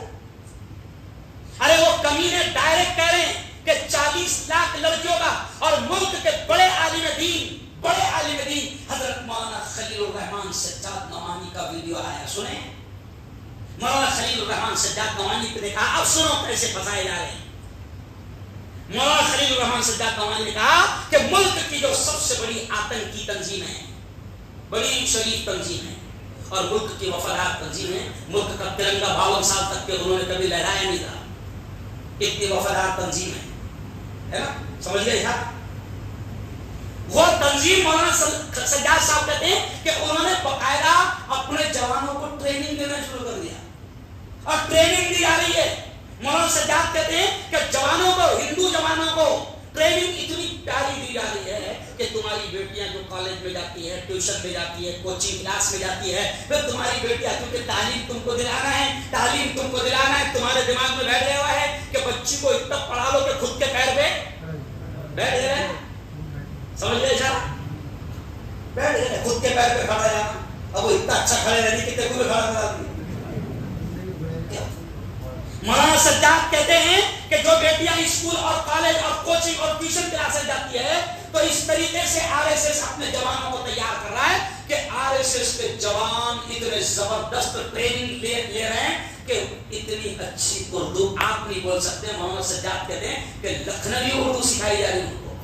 ماشاء اللہ, سبحان اللہ. محترمہ آپ کا نام کیا ہے؟ محترمہ آپ کا نام کیا ہے؟ پھر میں شوق تھی کہ مجھے بہت ساری باتیں کرنا, اس لیے میں تفصیل نہیں کر پاؤں گا. وہ اتنی پیاری بات کر رہے ہیں, سبحان اللہ, ماشاء اللہ. کیا بات, آپ نے تیاری کر لی؟ ماشاء اللہ, سبحان اللہ. کیسا گیا پیپر؟ اچھا گیا, الحمدللہ. اب یہ بہن سن رہی, الحمدللہ نہیں سمجھے اشارہ. بہن کیا سن رہی؟ ارے سمجھ گئے اشارہ؟ کیوں تو نہیں بول رہا اتنے اچھی اردو؟ وہ اتنے اچھی اردو سن رہی. ٹریننگ میں دیا جا رہا ہے کہ نام پوچھو, میں اشارے کر رہا ہوں صرف. ٹریننگ میں ان کو یہ بتایا جا رہا ہے ہندو جوان نام پوچھو, اور جب اس مسلم بچی نے نام بتائی تو اس کے نام کی تعریف, یہ الفاظ سکھائے جا رہے ہیں, اس کے نام کی تعریف کرتے رہو. ماشاء اللہ, بڑا پیارا نام ہے آپ کا. سمجھے جا, اس طریقے سے جال ڈالا جا رہا ہے, ٹریننگ دی جا رہی ہے. اب ہمارے بچے جو ہیں یہاں پر بھی کمزور ہے کہ ہمارے بچے, اب چلو ٹھیک ہے, میں بہت چیزیں, ساری چیزیں جو ذہن میں آتی جائے کہتے جاؤں گا. اب ہمارے بچے یہاں پر بھی کمزور ہے کہ اب ہماری بیٹیاں پڑھ رہی ہے. ادھر دیکھو, ہماری بیٹی اعلیٰ تعلیم لے رہی ہے, اعلیٰ تعلیم پڑھ رہی ہے. مان لو میری خالہ کی بیٹی, میرے ماموں کی بیٹی, میرے چچا کی بیٹی, میری پھپھا کی بیٹی نے کم اعلیٰ تعلیم لے لی. بابا نے, میرے پھپھا نے بہت اچھے سے پڑھا ہے, کیونکہ ان کے دماغ میں تو اچھا پڑھے گی تو اچھا رشتہ آئے گا. اب پھپھا نے, خالوں نے, ماموں نے اچھا پڑھا لیے, لیکن خاندان میں اچھا رشتہ, سمجھ لو اشارہ ہے اس میں, کہ تم پڑھی میں رہیں گے. بہت بڑا اشارہ کرو, تم پڑھی نہیں رہے تو وہ پڑھی لکھی ڈاکٹر بیٹی, وہ پڑھی لکھی انجینئر بیٹی, وہ سوچتی کہ میرے خاندان میں تو میرے جوڑوں کا کوئی ہے ہی نہیں, ہمیں تو ماموں کے بیٹوں کو دینے والے تو وہ تو پڑھا کھانا. میں تم پھاڑے پھاڑے سمجھا نہیں سمجھا, اس کے تو دال اندر بہت اوریجنل سمجھا رہا ہے. وہ میرے بھوبا کی بیٹی یہ سوچ رہی کہ اگر میرے خاندان میں میرا رشتہ ہوگا تو میں تو بن گئی MBBS, میں تو بن گئی BUMS, میں تو بن گئی ڈاکٹر, میں تو بن گئی اتنی بڑی ڈگری والی. خاندان میں جتنے ہے میرے جن سے میرا ہو سکتا تو دو پڑھ گئے.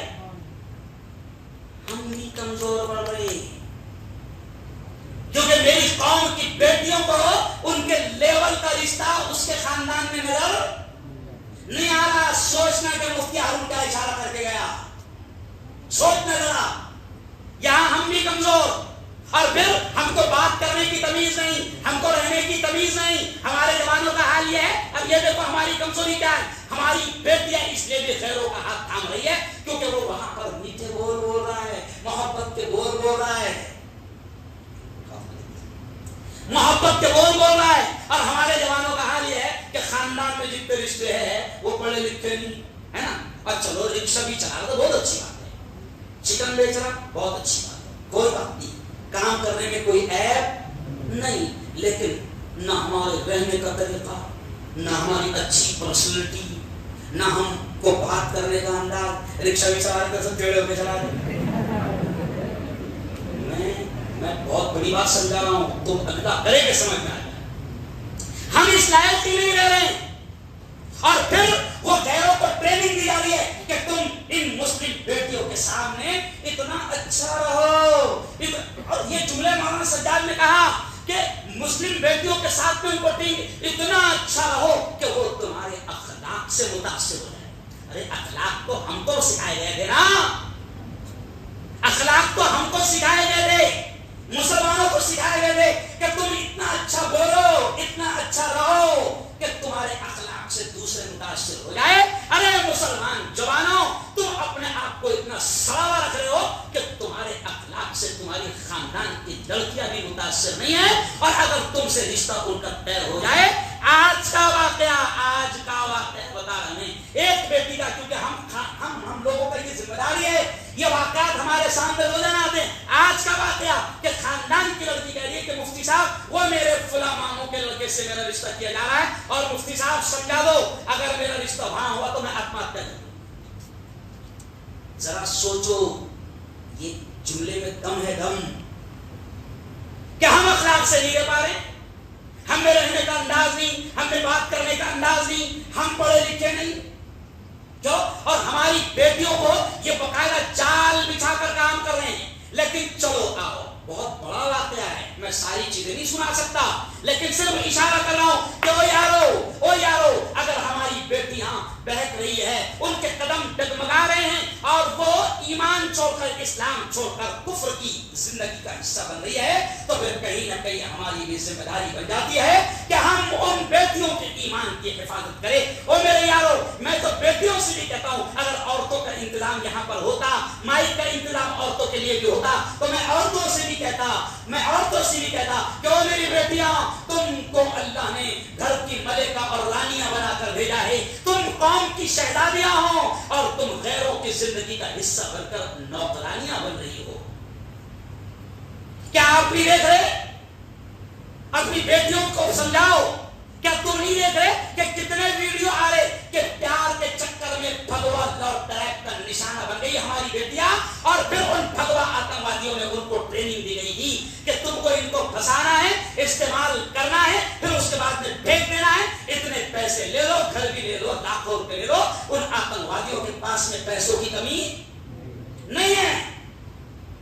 اب وہ نوجوان اس میں لگ گئے ہیں، وہ الگ الگ طریقوں سے ہماری بیٹیوں کو پھنسا رہے ہیں. تو ہم کو کیا کرنا ہے آگے بتاؤ گا. تو میں آپ سے یہ کہہ رہا ہوں کہ ایسے ویڈیوز آ رہے ہیں کہ آج ہی 2 بہنوں کی ویڈیو آئی، آج ہی 2 بہنوں کہ کسی نکھل اور کسی کرن کی زندگی کا حصہ بنے تھے، اور پھر نکھل اور کرن نے 2 مہینے کے اندر ان کا انجام کیا کیا. پھر 1.5 مہینے پہلے ویڈیو آئی تھی کہ کنویں میں ڈال کر پھینک دیا اور لاش ملنے بھی نہ پائے، اوپر سے اتنا نمک ڈال دیا کہ لاش سڑ جائے. ٹکڑے ٹکڑے کیے جا رہے ہیں. جانوروں سے بدتر مسلمان بیٹیاں جو ان کی زندگی میں جا رہی ہے ان کو حصہ بنایا جا رہا ہے. اور کچھ کتے اور کچھ کمینے باقاعدہ اپنے بیان میں مسلم بیٹیوں کو آفر دے رہے ہیں کہ اگر ایسا رہو گی اور ہندوؤں کی زندگی کا حصہ بنو گی تو تمہیں یہ ملے گا، تمہارا یہ فائدہ ہوگا. تو ہمارا کام ہے کہ اب مسلمان بیٹیوں اور مسلمان عورتوں کو جگہ جگہ اجتماع لے کر اور ان کو دین کی مجلسوں میں بھیج کر، ان کو اجتماعات میں بھیج کر، ان کو قرآن و حدیث سنا کر ان کو بتائیں کہ تمہاری زندگیوں کے ساتھ میں اگر تم نے اسلام چھوڑا تو تمہاری دنیا بھی کیسے تباہ ہوگی اور تمہاری آخرت بھی کیسے تباہ ہوگی. دینی اجتماعات ہمارے ہو رہے نہیں. ہاں مینا بازار لگ رہا اپنا نہیں لگ رہا. 2 سچی بولو دل پہ ہاتھ رکھنا. اچھا وہ مینا بازار ہے, اس میں کیا بک رہا؟ بولو بولو, ارے بولو میں آپ سناؤں, کیا بک رہا ہوگا؟ عورتوں کا سامان بک رہا ہے کہ تیرا بک رہا؟ ارے بولو عورتوں کا. تو چل میں تو کیوں جا رہا وہاں پہ؟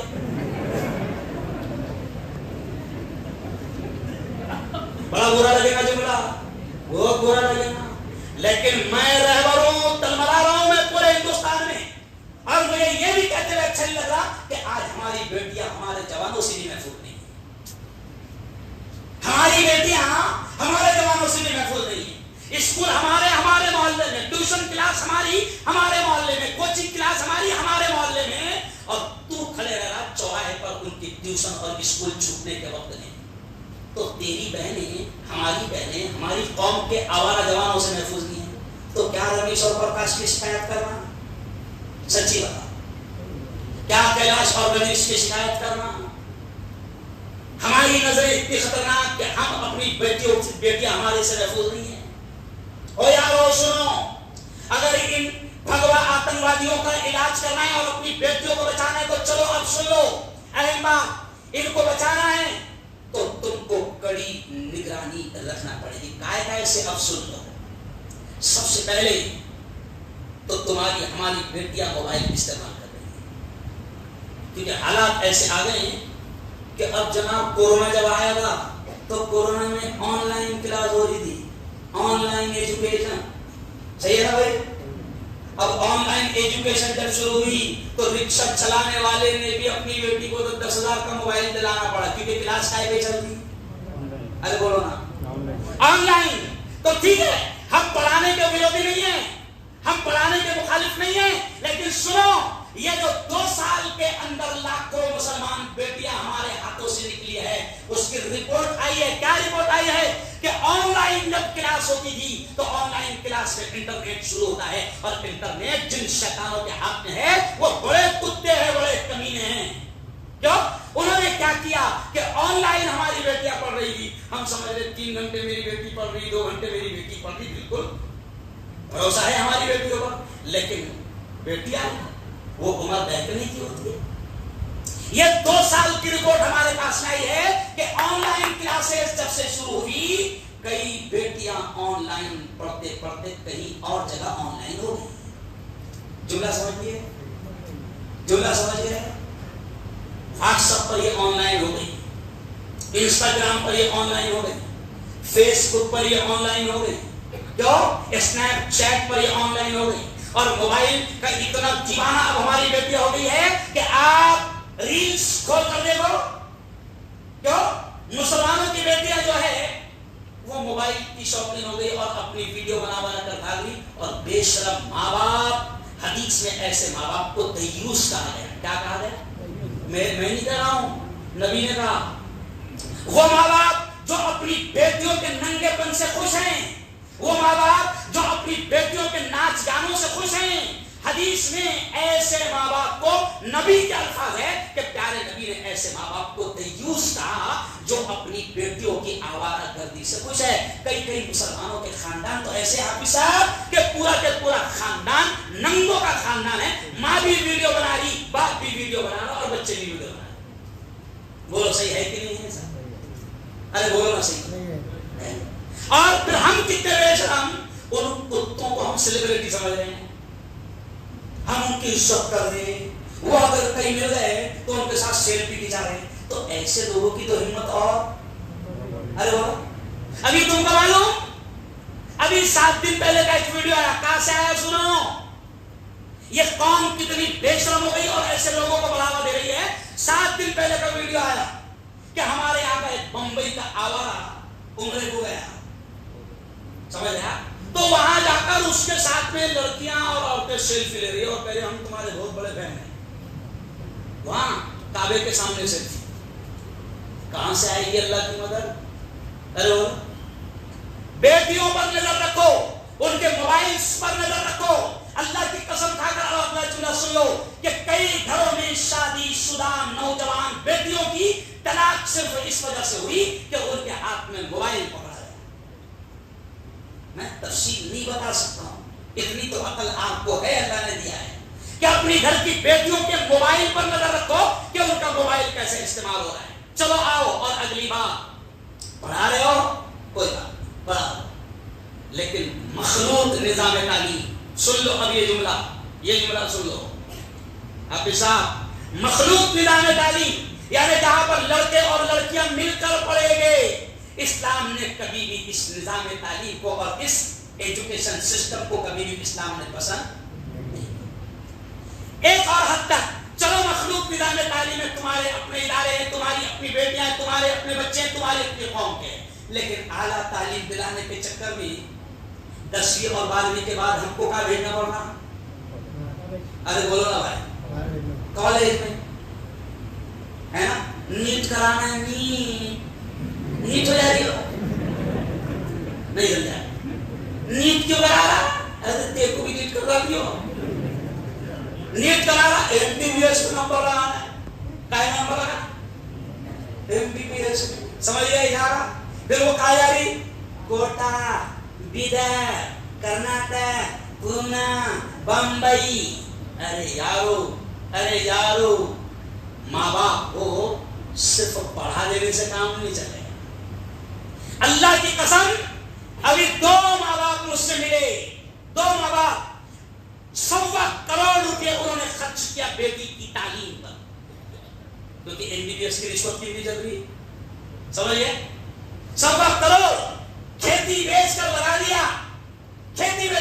دیا, اور پھر وہ ماں باپ روتے ہوئے کہہ رہے کہ مفتی صاحب اللہ کی قسم زندگی میں کبھی اتنی بڑی بھول نہیں کی تھی, 1.25 کروڑ کھیتی بیچ کر لگا دیا, اور آج بچی نہ دین کی رہی, نہ ایمان کی رہی, نہ میری رہی, نہ اسلام کی رہی.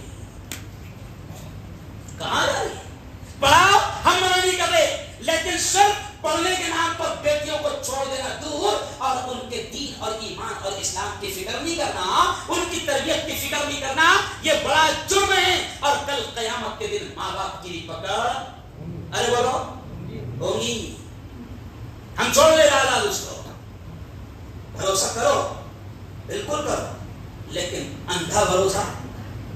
تمہاری کیا بات ہے؟ نبی پاک نے فرمایا کہ اپنے بچوں کی نگرانی کرو, یہاں تک کہ حدیث میں تو یہاں تک کیا آتا ہے, حضور نے کہا کہ اپنے گھر میں کوڑا رکھو.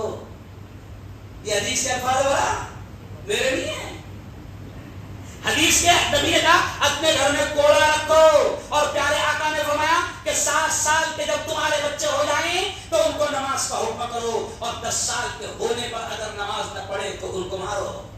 تو یہ جملہ بتا رہا ہے کہ پیارے نبی نے کہا کہ اپنے بچوں کی اچھی تربیت کرو. آج تربیت نہیں ہو پا رہی ہے, ماں بھی موبائل میں لگی ہے, باپ بھی موبائل میں لگا ہوا ہے, پورا گھر موبائل میں لگا ہوا ہے. مولانا طارق جمیل صاحب کا ایک ویڈیو آیا, وہ کہتے ہیں کہ میں ایک گھر میں گیا, 4 لوگ اس گھر میں, بیوی, شوہر, بیٹا, بیٹی, 4 لوگ ہال میں بیٹھے ہوئے, اور کمال کی بات ہے 4 لوگ ایک ہال میں بیٹھے ہوئے, 4 ایک دوسرے سے بات نہیں کر رہے, سب اپنے اپنے موبائل میں لگے. ہو گیا نا ہر گھر کا حال یہ, کوئی کسی سے بات کرنے کو تیار. وہ نوکری پہ سے آ رہا تو وہ بھی لگ جا رہا کہیں میں موبائل میں, بچوں کو ٹائم نہیں دے رہا, بیٹی کو ٹائم نہیں دے رہا, بچوں سے کبھی دین کی بات نہیں کر رہا, کبھی ان کو ساتھ میں لے کر قرآن کی تلاوت نہیں کر رہا, کبھی ان کو ساتھ میں لے کر انگلی پکڑ کر مسجد میں نہیں لے جا رہا. ہم نے تو پچھلے بیانوں میں امت کو بھیجا تھا کہ یہ معصوم بچے جو مسجدوں میں آ رہے ہیں ان کو آنے دو, ان کے شرارت بھی ہونے دو, ان کو مت ڈانٹو, کیونکہ آج اگر ان کو تم مسجدوں میں آنے دو گے تو کل کے یہی بچے پھر جوانی کے نمازی بنے. کرو ان کی تربیت, ہماری ذمہ داری ہے. ساری طریقے سے میں آپ جوانوں سے کہہ رہا ہوں کہ یارو میں آپ کو ایک ذمہ داری دے رہا ہوں, اللہ کے واسطے ذمہ داری دے رہا ہوں. باتیں تو بہت ساری ہیں لیکن اللہ کے واسطے ذمہ داری دے رہا ہوں کہ ہر محلے میں ایک حفاظتی ٹیم بناؤ, ہر محلے میں ایک حفاظتی ٹیم بناؤ. اس حفاظتی ٹیم کا کام یہ ہوگا ایمانداری کے ساتھ, کسی کی عزت میں اچھلنے دینا. اگر کسی کی بیٹی, سن لو اب جو اشارہ کر رہا ہوں, اگر غلط قدم اٹھاتے ہوئے نظر آ گئی تو اس کو چوچو نہیں کرنا, اس کی عزت بھی اچھلنے مت دینا. اللہ کو حاضر جان کر تمہارا کام یہ ہوگا ہر محلے میں 5-10 جوان ٹیم بنا لو. تمہارا کام یہ رہے گا کہ تم نظر رکھو کہ میری قوم کی بیٹیاں, میری بہنیں, ایمان والوں کی بیٹیاں, مسلمانوں کی بیٹیاں اگر ٹیوشن یا کوچنگ کے نام پر اگر غلط راستوں پر جا رہی ہے تو ان بیٹیوں کو کیسا بچایا جائے. اللہ کو حاضر جان کا کام کرنا, اللہ تمہاری مدد کرے گا. یہ نہیں سوچنا کہ اگر کسی کی بیٹی غلط راستے پر مل گئی تو پھر اس کی باپ کو اچھالو, اس کی عزت کو اچھالو. اور ماں باپ سے بھی یہ کہوں گا, سن لو, یہ ہمارے ساتھ ہو رہا ہے. جب کسی ماں باپ کو جا کر سمجھا کے ادھر دیکھو, یہ بہت خطرناک بات بول رہا کہ بابا دیکھو, یہ جملہ سن لو, بابا دیکھو ایسا ایسا پتا چلا. جملہ سننے میں کیا سمجھا, آپ کی بیٹی کے تعلق سے ایسا ایسا پتا چلا, ہم آپ سے ریکویسٹ کرتے ہیں کہ تھوڑا سا دھیان رکھو. تو کچھ ماں باپ تو الٹا ورس جا رہے. یہ ہو رہا ہوگا, یہ ہو رہا.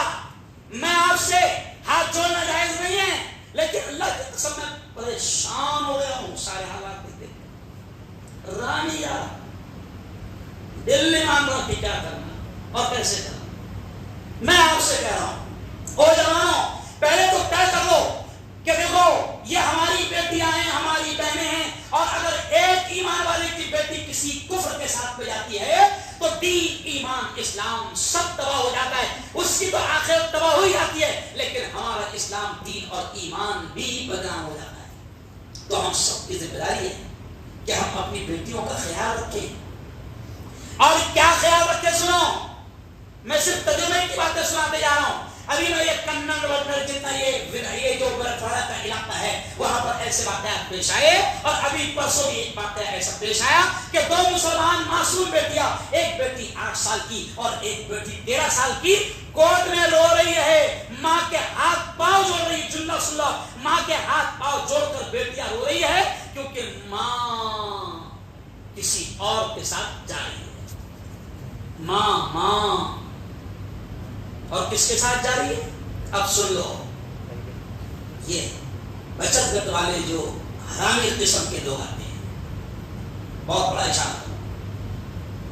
بچت گٹ میں ہمارے گھروں تک, یہ جملہ سن لو, بچت گٹ والے ہماری عورتوں تک, ہماری بیٹیوں تک, ہماری ماؤں تک, ہماری بہنوں تک پہنچتے ہیں. اور تم کو نہیں معلوم کہ جب بچت گٹ میں ان ماؤں کو قرضہ دیا جاتا ہے, ہماری بیٹیوں کو قرضہ دیا جاتا ہے 50,000, 1 لاکھ, اور سنو مجھے اچھا نہیں لگ رہا بولتے ہوئے, 1 لاکھ قرضہ دیا جاتا ہے, اور جب کچھ عورتیں وہ قرضہ دینے کے لائق نہیں رہتی تو خاموش طریقے سے انہیں حرام کام کی طرف اڈے پر لے جائے. مجھے اچھا نہیں لگ رہا, اللہ کی قسم کہتے, اور میں اپنی آنکھوں سے یہ واقعہ دیکھ رہا ہوں. دھیان رکھو, اب یہ جملہ سن لو, بچت گھر, لون لینے والا, بینک والا, ہفتہ وصولی والا, کیوں, سبزی والے, دودھ والے, پھیری والے, کیوں, کسی بھی بہانے سے ان شیطانوں نے پورا پلان بنایا ہے کہ کسی بھی بہانے سے مسلمان عورتوں کے قریب جایا جائے اور پھر ان کو اپنے جال میں پھنسایا جائے. آپ کی اور میری ذمہ داری ہے. بلکہ ایک اور جملہ سن لو, یہ میں نے سوچا بھی نہیں تھا, خدا نے ذہن میں ڈال دیا کہ کوشش کرو جوانوں اور میرے مسلمانوں, کوشش کرو کہ تمہاری عورتوں کو تیل اور سبزی کھانے بھی باہر جانے کی نوبت نہ آئے. یہ تیری ذمہ داری ہے, یہ تیری ذمہ داری ہے. نکاح جب ہوتا, معلوم ہے کہ قاضی کیا بولتا, نکاح جب اپنا قبول ہوا تھا کیسا بولتا ہے, قبول کیا قبول کرا باولے, تو نے قبول کرا کیا پہلے یہ تو سمجھ. قاضی مولانا سمجھانے کو ان کو پھاڑے, قاضی جب قبول کراتا تو کیا بولتا معلوم, اتنے مہر کے بدلے مع نان و نفقہ کے, یعنی کیا مطلب ہوگا اس کا, نان نفقہ مطلب کیا ہے,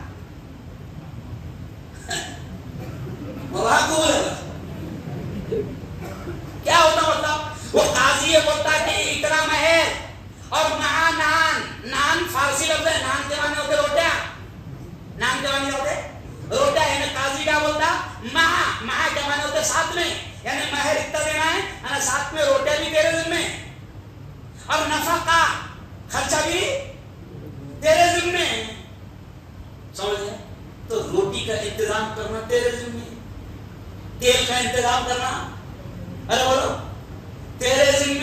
सब्जी ला कर देना तेरे जिम्मे। और फिर ऐसी भी बात हुए कि जब तुमने अपनी औरतों के हाथ में पैसा दे दिया और उनको मार्केट और बाजारों के लिए आजाद छोड़ दिया, तो फिर ऐसे वाकयात हो रहे कि कहते हुए शर्म भी आ रही है। अभी एक वीडियो आई थी 7-8 दिन पहले कि मार्केट में किस तरह मुसलमान बेटियों को और मुसलमान औरतों को चढ़ाया जा रहा है। अरे इस्लाम ने, सुनो कितना प्यारा जो मैं याद आ गया कारी साहब, इस्लाम में हज कितना पाक सफर है, बोलो बोलो, हज कितना पाक सफर है ना। लेकिन सुनो, हज के लिए भी औरत को क्या कहा, मर्द को भी कहा कि अगर तेरे में ताकत है और माल तेरे पर्स में आ गया तो तेरे पर हज फर्ज हो गया। लेकिन औरत के लिए तीसरी चीज और कहा कि तेरे पास माल भी होना, ताकत भी होना जाने की, और तेरे साथ महरम भी होना। तो हज जैसा पाकीज़ा सफर अल्लाह ने औरत को अकेला करने की इजाजत नहीं दी। तो सुभाष चौक, अरे बोलो ना, अरे बोलो ना, समझ गए? बम्बैया क्या जा रही हो कपड़े खरीद के, हो रहा सूरत का क्या रे हो रहा, ये सब प्रैक्टिकल बता रहा हूं। सूरत जा रहे हमारी औरत को भेद किसके साथ में, हम अकेले, समझ रहे आप? बेटियों की हिफाजत तुम्हारे हमारे जिम्मे है। और चलो आओ, बातें तो बहुत है। अब आखिरी बात ये कहूंगा कि नबी पाक ने क्या फरमाया, कुल्लुकुम राइन व कुल्लुकुम मसऊलुन अन रइयती, कि तुम में से हर शख्स जिम्मेदार है और हर एक से उसकी जिम्मेदारी के बारे में पूछा जाएगा। औरंगाबाद का एक वाकया हुआ, एक लड़की का जो अभी पिछले हफ्ते उसने दास्तान क्या सुनाई, पूरे हिंदुस्तान में उसकी दास्तान फैल गई।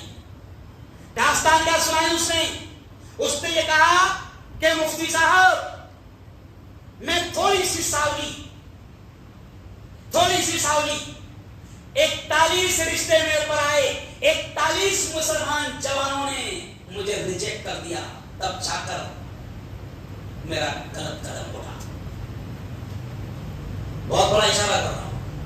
अच्छा सच्ची बताओ, हर एक की तमन्ना क्या है, उसको एकदम फेयर नहीं ना, फेयर समझते, क्लियर, एकदम गोरी चट्टी, यह है काला करोड़ा मगर इसको होना गोरी चट्टी, ये है सावला मगर इसको होना गोरी। अच्छा अभी देखो, अभी यही की मिसाल देखो, अभी अपने इतना बड़ा मजमा बैठा, फायर तक के मजमा चल गया, मैंने भी सोचा था इतना मजमा आएगा। इरफान सच्ची बताओ, अपने में अंग्रेज कितने दिख रहे? चलो बोलो, अपने भी सोच लो,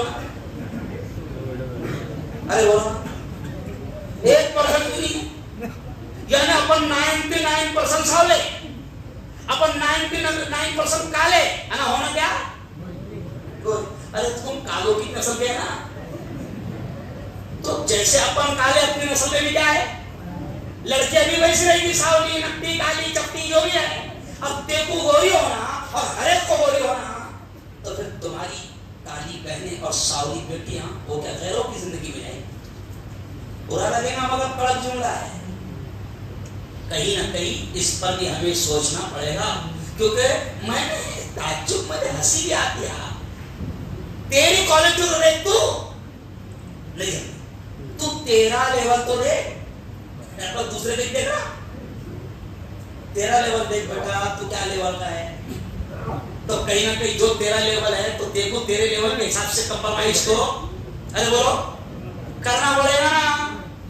तू काला, तू चपटा, तू जंगली, अब तेरी कोशिश क्या है? और मावा भी अभी औरतों में होने वाला है, उनको समझाने वाला है। हर माँ एकदम गोरी और ढूंढी, नहीं समझा? फिर काले का क्या करना, सावले का। और मेरी मान लो, मेरी खुद की 10 बहना है, तो 10 में से 9 बहना सावले है। अरे अपन सावले खानदान के है रे, समझ गए इशारा? तो क्यों बावले इशारे कर रहे? वो औरंगाबाद की बेटी ने रो रो कर कहा कि 41 मुसलमान जवानों ने मुझे रिजेक्ट किया था, और एक हिंदू लड़के ने प्यार का हाथ बढ़ाया, मोहब्बत का हाथ बढ़ाया, और मेरी जवानी भी खत्म हो रही थी, आखिर मैंने ये कदम उठा दिया। अरे ये जवानी है, सुन लो यार, क्या क्या समझाओ। ماں باپ کا گناہ کا ہو رہا ماں باپ کا، یہ بھی سن لو، چلو اتنا بول ہی دیتا ہوں۔ پیارے نبی نے یہ فرمایا تھا کہ جس بستی میں زنا عام ہوگا، جس قوم میں زنا عام ہوگا، اس قوم پر اللہ کے عذاب آنا شروع ہے۔ ہم میں زنا عام ہو گیا، کیوں زنا عام ہو گیا؟ کیونکہ نکاح کو ہم نے مشکل کر دیا۔ پیارے نبی نے دو چیزیں کہا تھا، نکاح میں جلدی کرو، یہ میرے الفاظ نہیں، پیارے نبی نے کہا تھا نکاح میں جلدی کرو پہلی بات، اور دوسرا کہا تھا نکاح کو آسان۔ نکاح میں ہم جلدی کر رہے ہیں، ہر جوان پڑھنے لکھنے کے چکر میں 30 کے پار ہو جائے، بالغ ہوا وہ 16 سال کی عمر میں، 17 سال کی عمر میں، 18 سال کی عمر میں۔ دیکھو میں بہت پانی کی بات سمجھا رہا ہوں، ہے نا؟ زیادہ پڑھے لکھے ہو گئے، دماغوں میں تمہاری بات آ رہی نہیں، جب تباہی مچے گی جب آئیں گی۔ اب نبی پاک نے کہا کہ نکاح میں جلدی کرو، نکاح میں دیر مت کرنا۔ اب بچہ اور بچی جب بالغ ہو جاتے ہیں تو اس عمر کو اگر آپ نے کراس کر دیا تو یہ نیچر ہے، یہ فطرت ہے۔ جیسے بھوک لگتی ہے تو کھانا ضرورت ہے، ایسی بالغ ہونے کے بعد میں ایک اور ضرورت مرد کی بھی رہتی ہے، عورت کی بھی رہتی ہے۔ اب اس میں تم دیری کرو گے پڑھانے کے چکر میں، لڑکے بھی، ہر لڑکے کو میں دیکھ رہا 25 سال کے اوپر جا رہا، کیوں؟ ابھی پڑھ رہا۔ اچھا بھائی اسی کو کرانا میں بھیج کی شادی نہیں نا مفتی صاحب، ابھی کیسا ہے اس کے پیروں پہ کھڑے رہے، کبھی ہاتھ پہ کھڑے رہے، ارے وہ پیروں پہ کھڑے رہتے سادے انداز میں سمجھا رہا ہوں، سادے انداز میں۔ جب وہ بالغ ہو گیا اور بالغ ہونے کو بھی اس کو 5 سال ہو گئے تو سن لو اب یہ جملہ، وہ گناہ کرے گا ہی کرے گا، چاہے وہ آنکھوں کا زنا کیوں نہ ہو۔ اور جب تمہارا بیٹا اور تمہاری بیٹی بالغ ہونے کے بعد میں تم نے ان کی اس بھوک کا انتظام، میں جملہ سخت کہہ رہا ہوں، اگر تم نے بالغ ہونے کے بعد میں ان کی اس بھوک کا کھلانے کا انتظام تو تم نے کر لیا، پڑھائی کا تو انتظام تم نے کر لیا، لیکن اس کی اس بھوک کا جو قدرتی طور پر پیدا ہوتی ہے بالغ ہونے کے بعد، اگر اس کا تم نے انتظام نہیں کیا تو وہ بھوک کا انتظام وہ خود غلط طریقے سے کر لے گا اور وہ بھی گناہگار ہوگا اور ماں باپ بھی اتنے ہی گناہگار ہوگا۔ یہ میں نہیں کہہ رہا، یہ نبی فرمایا۔ تو ایک علاج اس کا یہ بھی ہے، پڑھاؤ نہ پڑھاؤ، منع نہیں کر رہا، لیکن پڑھا رہے اچھا اس لیے کہ دماغ میں جو اچھا رشتہ ہے، یہ دماغ میں بھوت بیٹھے ہیں۔ سن لو ابھی ہر ایک کیا ہوتا، رشتے آسمان پہ طے ہوتے ہیں، تو پھر تو بالے چلے کیوں نہیں سمجھا؟ بیٹا یاد رکھ، ابھی بھی دیکھو سروے کر لینا، چلو کیا بتاؤ، سروے کر لینا، ایک سے ایک پڑھے لکھے لوگ ہیں، ان کی عورتیں چوتھی بات ہے، اللہ نے جوڑا جوڑ دیا ہے۔ کئی بیٹیاں ایسی ہیں جو بڑی خوبصورت ہے اور بڑی قابل ہے، لیکن ان کے شوہر جان نہیں، اللہ نے جوڑ دیا اور کامیاب زندگی گزار رہے ہو۔ کیا ہو رہے؟ کامیاب۔ آج کا واقعہ سناتا ہوں، میرا ایک دوست ہے، میڈیا کا بڑا آدمی ہے، میں اس کا نام نہیں لوں گا، آج اس نے ہندو ہے، مجھ کو فون کیا مفتی صاحب 26واں روزہ ہے، آج دعا کرنا میری بیٹی کے واسطے۔ میں نے کہا کیا دعا کرنا؟ دیکھو ہندو کی بات میں سناتا ہوں، کیا دعا کرنا؟ کہا کہ مفتی صاحب وہ دلی میں بیوی ہے اور میری بیٹی سائنٹسٹ ہے، شادی ہو گئی اس کی، لیکن پرابلم کیا ہے، وہ بہت پڑھے رہے، اس کا شوہر بھی بہت پڑھے رہے، اور دونوں کی اس لیے نہیں بن رہی کہ وہ دونوں ایک دوسرے کو اپنے لائق نہیں سمجھتے، نہیں سمجھتے، زیادہ پڑھ لیا تو وہ سمجھ رہی کہ میرا شوہر میرے لیول کا نہیں ہے اور شوہر بھی سمجھ رکھتی ہے میرے لیول کی نہیں ہے۔ ارے ایمان والوں کو بتایا گیا کہ اللہ نے تمہارے رشتے طے کیے ہوئے ہیں، اللہ پر چھوڑو، پھر دیکھو زندگی میں کیسا سکون آئے گا، کیسے خوشی آئے گی۔ نکاح میں جلدی کرو، بیٹیوں کی عمریں کراس ہونے مت دو۔ اور ایک آخری بات، یہ شیطانوں نے ہماری کمزوریاں دیکھ لیا ہے، یہ RSS والوں نے ہماری کمزوریاں دیکھ لیا ہے، صرف شارٹ میں سنا کر اب ذکر ہونا دعا ہوگی، انہوں نے دیکھ لیا غربت ان کی کمزوری ہے، سمجھ گئے؟ ان کو پیسہ دے کر کھینچو. جہالت ان کی کمزوری ہے. ان کو جیسا بھی بیوقوف بنانا ہے بناؤ. دیکھ لیا اور وہ ہماری کمزوریوں کا فائدہ اٹھا رہے ہیں. ابھی ہمارے یہاں 2-3 واقعات ہوئے. کیوں؟ کام والی ہے مسلمان جوان بیٹی, کام والی ہے, مجبوری ہے اس کی. مسلمان اس کو زکات دینے کو تیار نہیں. کیا بولوں تم کو, زکات دینے کو تیار نہیں. خدا نے زکات کس لیے رکھا تھا؟ کہ تم اپنی بیواؤں کا, ابھی جو واقعہ تمہیں دو بیوہ عورتیں ہماری غلط راہوں پر گئی, شرم آتی ہے مجھے کہتے ہوئے. انہوں نے کہا کہ مفتی صاحب جن کمینوں کو خدا نے مال دیا ہمارے پڑوس میں رہتے ہیں, مگر کبھی انہوں نے ہمارے گھر کے حالات کو ڈھک کر بھی دیکھا. سن رہے جملہ برا لگ رہا ہوں. ان عورتوں نے کہا کہ مفتی صاحب ہمارے بازو میں بنگلے ہیں, ان کمینوں کو خدا نے بہت مال دیا, لیکن کبھی بھی انہوں نے ہمارے گھر کی مجبوریوں کی طرف ٹھاک کر نہیں دیکھا, اور آج ہم سے غلط قدم اڑ گیا تو ہم کو گالیاں دے رہے ہیں. اشارہ سمجھ رہے؟ تو زکات کیوں رکھا تھا اللہ نے؟ کہ تم ایسی عورتوں کو بھی ڈھونڈو کہ جو غربت کی وجہ سے, مفلسی کی وجہ سے مجبور ہے, اور یہ کتے ان کا فائدہ سمجھ گئے اشارہ اٹھا سکتے ہیں. تو یہ چند باتیں تھی جو میں نے آپ کے سامنے کہہ دیا. یہ بھگوا لو ٹریپ چل رہا ہے اور پوری سازش کے ساتھ چل رہا ہے, پورے پلان کے ساتھ چل رہا ہے. اب ہم دونوں ہاتھ اٹھا کر کہے کہ انشاءاللہ, نبی پاک نے کہا کہ تم میں سے ہر شخص ذمہ دار ہے. مفتی ذمہ دار نہیں ہے, صرف مولانا ذمہ دار نہیں ہے, کرانہ والا بھی ذمہ دار ہے, رکشہ والا بھی ذمہ دار ہے, دودھ بیچنے والا بھی ذمہ دار ہے. اب کرانہ والا بولے میں مفتی صاحب میں کیا کر سکتا ہوں, رکشہ والا بولے میں کیا کر سکتا ہوں, تو بہت کچھ کر سکتا بیٹا, تیرے کو سنبھال لے. سمجھے اشارہ؟ تو کچھ مت کر. اگر کئی پانی گر رہا, یہ جملہ سن لو, کئی پانی گر رہا ہم کو ہٹے بتا. سمجھ گئے اشارہ؟ سمجھ گئے؟ ہم بڑی محبت کے ساتھ انشاءاللہ اس بیٹی کی عزت بھی جانے نہیں دیں گے, اس کے ماں باپ کی عزت بھی جانے نہیں دیں گے, اور جتنا ہو سکتا ہے اس بیٹی کو کفر کے دلدل سے اور جہنم سے بچانے کی کوشش کریں گے. تو دونوں ہاتھ اٹھا کر بتاؤ, ساتھ دو گے ہمارا؟ دونوں ہاتھ اٹھا کر. ماشاءاللہ بہت بڑا مجمع ہے, بہت بڑا مجمع ہے, گراؤنڈ کے باہر تک مجمع پہنچ گیا ہے. آپ کو اللہ جزائے خیر دے, اللہ آپ کو بہترین بدلہ دے. دیکھو اب آخری جملہ سن لو, دعا نہیں چھوڑنا, کیونکہ اللہ کا معاملہ یہ ہے کہ اللہ سے نہیں مانگو تو غصہ ہوگا. کیا معاملہ ہے؟